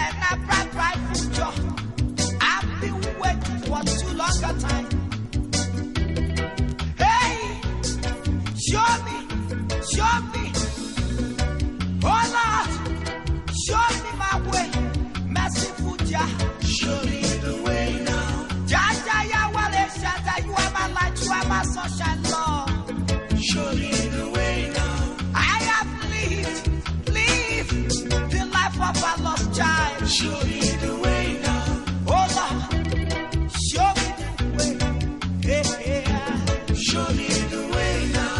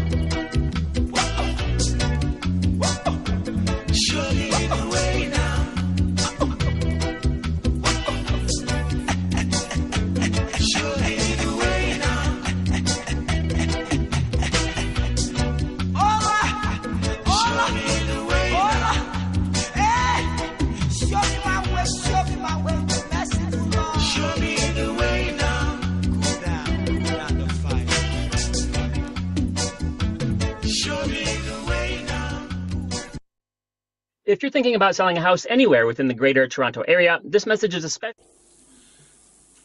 Nigeria nationhood, cohesion, do we have one? I know we don't have one. Nigeria is still yearning for nationhood after her independence since 1960.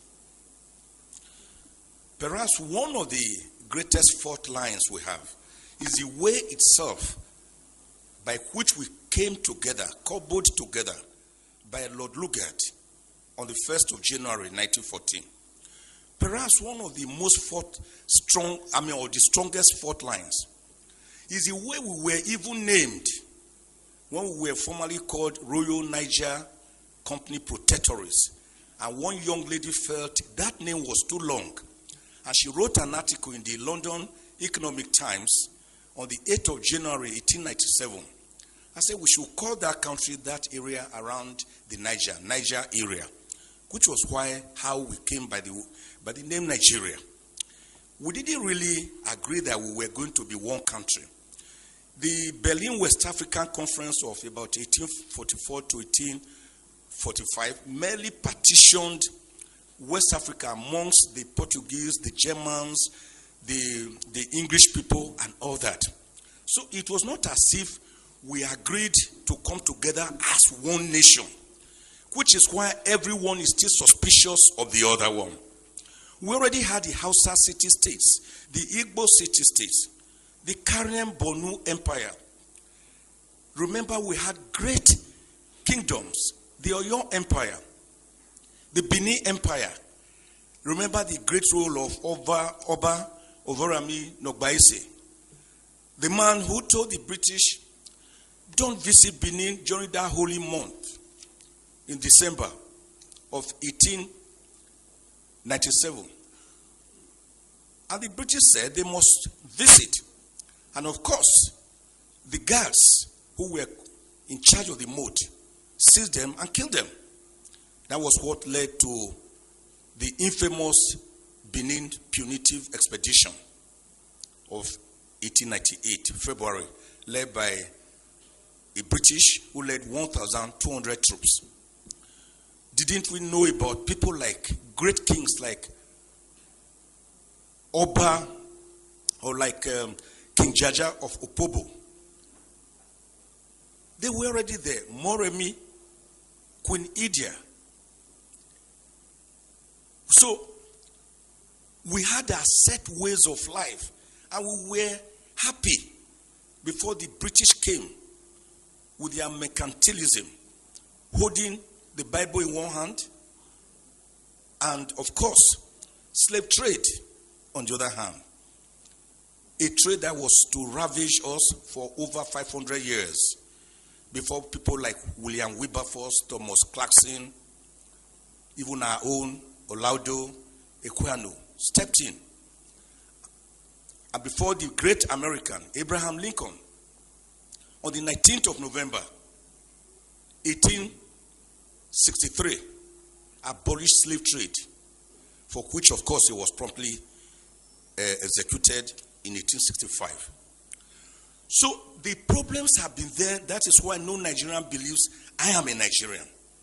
If you ask me, I will say I'm from Ijukwe, a small village near Agenibode, in Esako, East Local Government Area of Edo State. Because unlike what President Kennedy once told the Americans, think not of what your country can do for you, but what you can do for your country.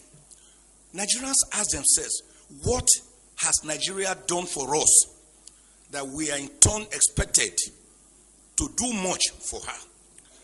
That is why go around Abuja or Lagos or any city in Nigeria on Sundays and you see the various town unions, because the people believe more in their town unions, in their village enclaves, than that contraction called Nigeria, which is practicing unitarism rather than federalism. And my bishop brother narrated the history very well. The American Revolution, the independence of 1776, and of course, the Philadelphia Convention between May and September 1787, where they decided to have a more perfect union with 50 confederates coming together. They were already confederates, but they needed to have a more perfect union. It was that convention, at that convention, that they agreed on certain irreducible minimals of government: federalism, presidentialism, the doctrine of separation of powers, which had earlier in 1748 been popularized by the great French philosopher Baron de Montesquieu. It was at that conference or convention they agreed on the doctrine of judicial review. It was at that conference that Washington himself was thrown up, who became the first president of America. It was at that conference you had the great federalists like Alexander Hamilton, John James, Thomas Jefferson, James Madison.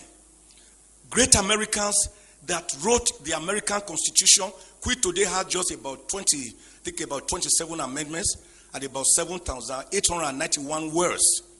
Unlike our Constitution, which is as big as a briefcase and is unworkable because it is not the people's constitution. Now, what happened at that conference is that the people decided to come together to believe in a document, in a constitution, which was people-driven. After the 50 states came together, 36 states, and then subjected it to a referendum. So I've always asked the question, why is Nigeria, why are we afraid of that word referendum when we hear of a referendum, plebiscite? Didn't we do it here at least in 1963 on the 10th of August when the Midwest region was separated from the Western region to become the fourth region in Nigeria? So referendum is not something we should be afraid of. The process by which a constitution comes into being is even more important than the contents of that constitution, which is why Nigeria derived the present constitution of 1999, that is actually Decree number 24 of 1999.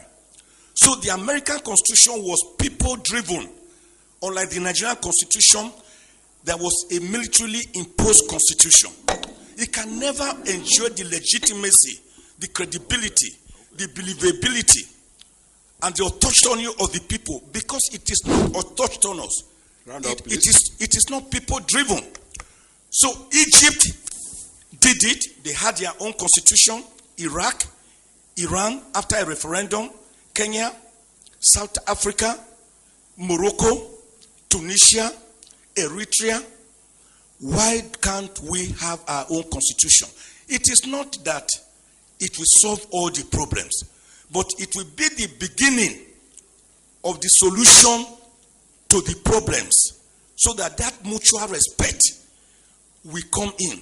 We cannot have national cohesion in a state of inequity, in a state of social injustice, in a state of religious intolerance, in a state or a situation where some people believe they are born to rule and others are born to serve as clappers and as hewers of wood and drawers of water. Let me end, sir. Since you are warning me, the way late MKO Abiola put it, I always like to mimic him. Great Nigerian who won the presidency but was murdered and he never reigned for one day. He said, you cannot begin to talk about peace. There are different types of peace. In fact, the most peaceful place on earth is the graveyard, the cemetery. But that is not the kind of peace we want. The kind of peace we are talking about is peace that is imbued with social justice, egalitarianism, mutual respect, religious tolerance, ethnic tolerance. That is the kind of peace we are talking about. God bless Nigeria. Thank you. Dr. Okpara arrives at Umuahia Ibeku, his hometown, for a civic reception in his honor. He's accompanied as usual by his wife, Mrs. Adama Okpara. Mrs. Okpara is a dutiful housewife, humble and unassuming.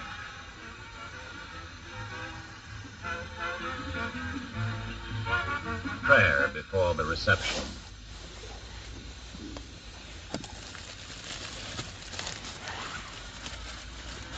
In the address of welcome, read by the Secretary of the Umuahia community, tribute is paid to Dr. Azikiwe for appointing one of their sons as his worthy successor. A tiger skin and a cow for the premier. Tiger skins are a traditional gift for gallantry. Mrs. Okpara, in her turn, receives a woven native cloth from the women's section. In response, the Premier says that he is the servant of his people, and no servant is greater than his master. On behalf of his wife and himself, he thanks the community for its fine gifts and the kind sentiments expressed in the address of welcome.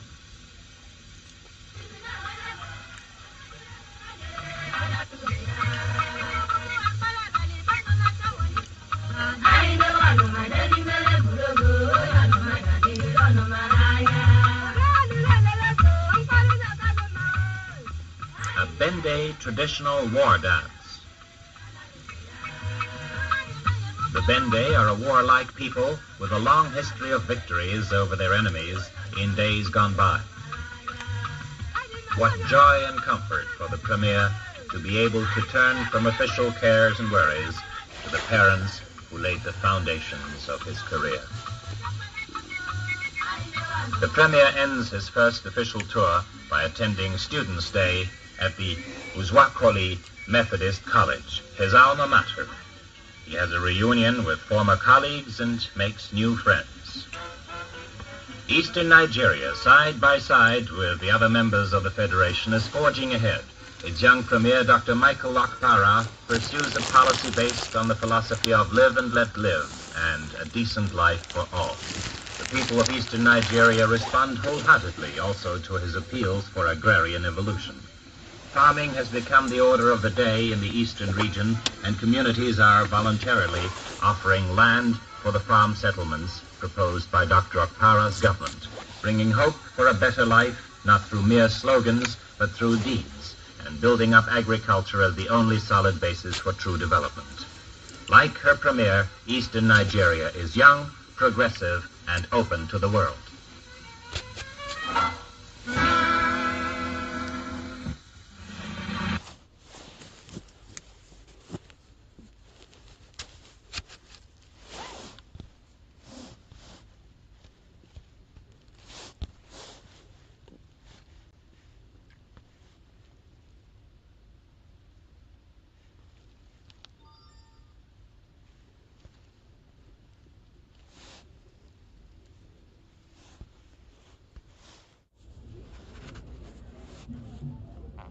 With the work NINAS is doing, the old issue of trust and suspension among the ethnic nationalities has been reduced to the barest minimum, as every indigenous ethnic nationality has been empowered to obtain her sovereignty and run as fast as possible to establish their people's self-determination. Things have changed and are changing. It's new dispensation. It's a new era. As we organize our people according to the UN standard of operation, once an information comes out, please let's think of how we can benefit from it as a people.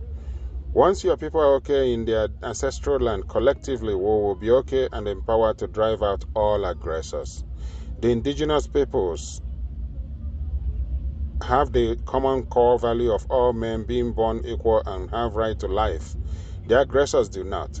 So please let this be the focus and let's fight this bloodless war together and fast too. Thanks.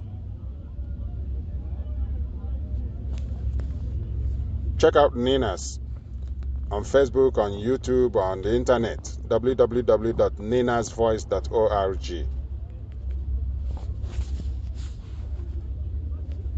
Amidst the union dispute declared by the Nigeria Indigenous Nationalities Alliance for Self-Determination, NINAS, on December 16, 2020, when the regional political merchants are done with their horse-trading charade labeled political solution to separatists and secessionists, they will dismount from their high horses and soberly engage the self-determination questions arising from the grave constitutional grievances inflicted by Nigeria's imposed unitary constitutional order on the peoples of the distressed Federation of Nigeria. Until then, let folly reign in the refugee camp of regional renegades called Abuja, said by Tony Nadi, December 2nd, 2021. There's something else that is like this. That one had questions to ask.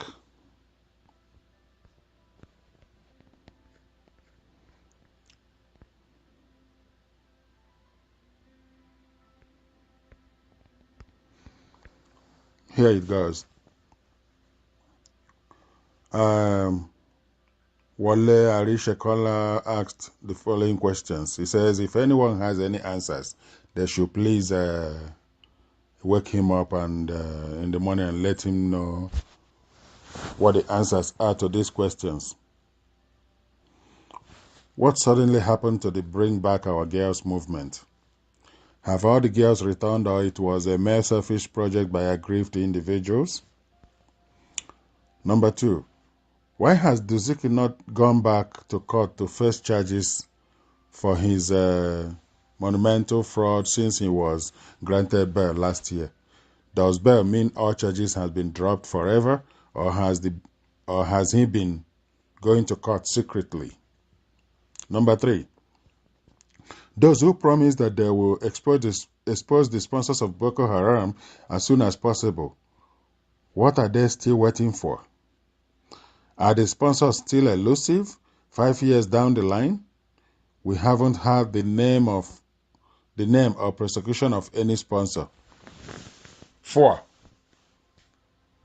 where is Sadiq Oguche, the mastermind of the Nyanya bombing, and Kabiru Sokoto, who was apprehended for the Suleja Catholic Church bombing? Where are they? 5, When Boko Haram members repent, unquote, and get rehabilitated, how do they not mention their sponsors? Also, how do we monitor them to ensure they don't go back to rejoin the terrorists? Number 6. Where are we on the sensational NDDC/off-mic exposure? Are the people just going to get away with such monumental fraud as exposed by Akpabio and Co? 7. What is the outcome of EFCC's investigation into the alleged multi-billion naira financial misappropriation and embezzlement by the chairman and commissioners of Nigeria Electricity Regulatory Commission and the illegal use of the commission's money against President's directive to buy expensive luxury cars for themselves and their spouses? Number 8. Where are we on the Magu issue? Is he still on suspension or has he been removed? Was he found guilty or was it just a setup? Number 9. How did the police arrive at discharging Abba Kyari without releasing the circumstances surrounding his involvement and vindication by the Special Panel of Investigation? Does it mean that FBI lied? Is it the duty of a police officer, crime investigator, to mediate between a teller and an international criminal? Number 10. When will we see the report of the NNPC audit that was promised to be released within the first 6 months? Anyone with sensible answers to any of or all of the above is invited to help out.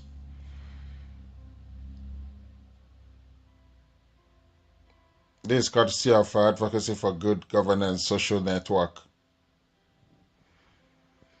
Again, the whole thing that contains all that Wale, what is his full name again?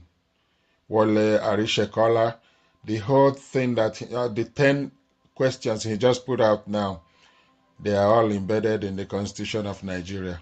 The 1999 Constitution is the reason all the problem, all the headache, all the stomach upset, all the challenges, all the lack of water, electricity, road, infrastructures, all the discrimination, all the bloodletting, all the Fulani terrorists. Muhammadu Buhari. It is because of that constitution. That's why we are where we are. And so the earlier we get it sorted out, the better for everyone. And it is the best thing that can happen to Africa, that we get it sorted out. Others will come to learn it from us. So check out ninasvoice.org, lowernigercongress.org. About 14 years now, I've been an event host, MC, compare, moderator, and in about 10 years, I've moderated several events in the oil and gas industry. Particularly over the last 2 years, I was moderator at the Oil Trading and Logistics event, Africa Downstream Week. And some conversations that have come up at sessions where I moderated would just baffle me, like, are these things real? For example, do you know that in the last 3 years, the Nigerian refineries together have refined 0 crude? Nothing, zilch. But it has cost us 10 billion naira every month to maintain these same refineries. I mean, I'm like, do Nigerians know these things? The Nigerian refineries can be compared to a beat down, broken down, not serviced, engine not Peugeot 403, leaking, rusty, corroded. Nothing, nothing working. And even if we were to find the parts to change and upgrade to make it quite new, it'll be extremely expensive and even difficult to find. And should they work, the quality of refined products from these refineries will be less than desired. The standard, way less than what is internationally accepted. So I'm wondering, what are we doing? One of the reasons I hadn't talked about this for some time is I was saying, what qualifications do I have? Am I an engineer? Am I a PhD holder? Am I an economist? No. I'm a Nigerian. And if it concerns me, it concerns all of us. So I wouldn't just like to talk about a problem and not prefer a solution or two. Solution number 1. Can we please lease or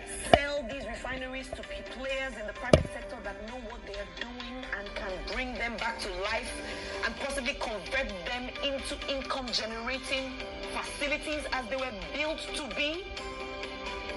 Or number two, perhaps we should just shut them down completely, count our losses, walk away, and possibly use the funds to encourage those who have licenses for private refineries.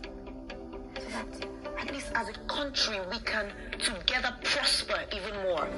Oh, by all means, we have to change something. So tell me, what do you think? What do I think? Nigeria needs to shut down. Nigeria needs to have complete overhaul. Nigeria needs to pass through the scissors. Nigeria needs to go through the knife.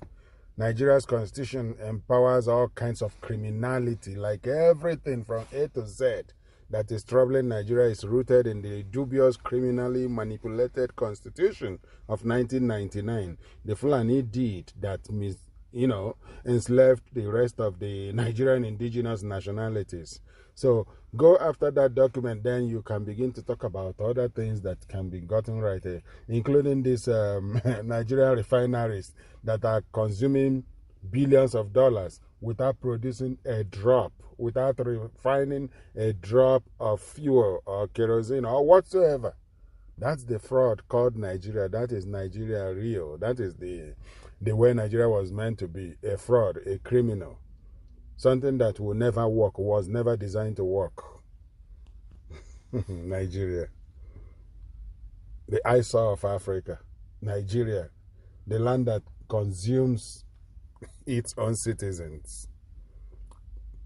Very shameful country. The land everywhere at every level. Somehow Buhari's regime has ushered in death in such a manner that no longer shocks, saddens, or some occasions, but never shocks anybody. On the streets, on the farms, in the villages, in towns and cities, in the woods, now schools and colleges, even in churches,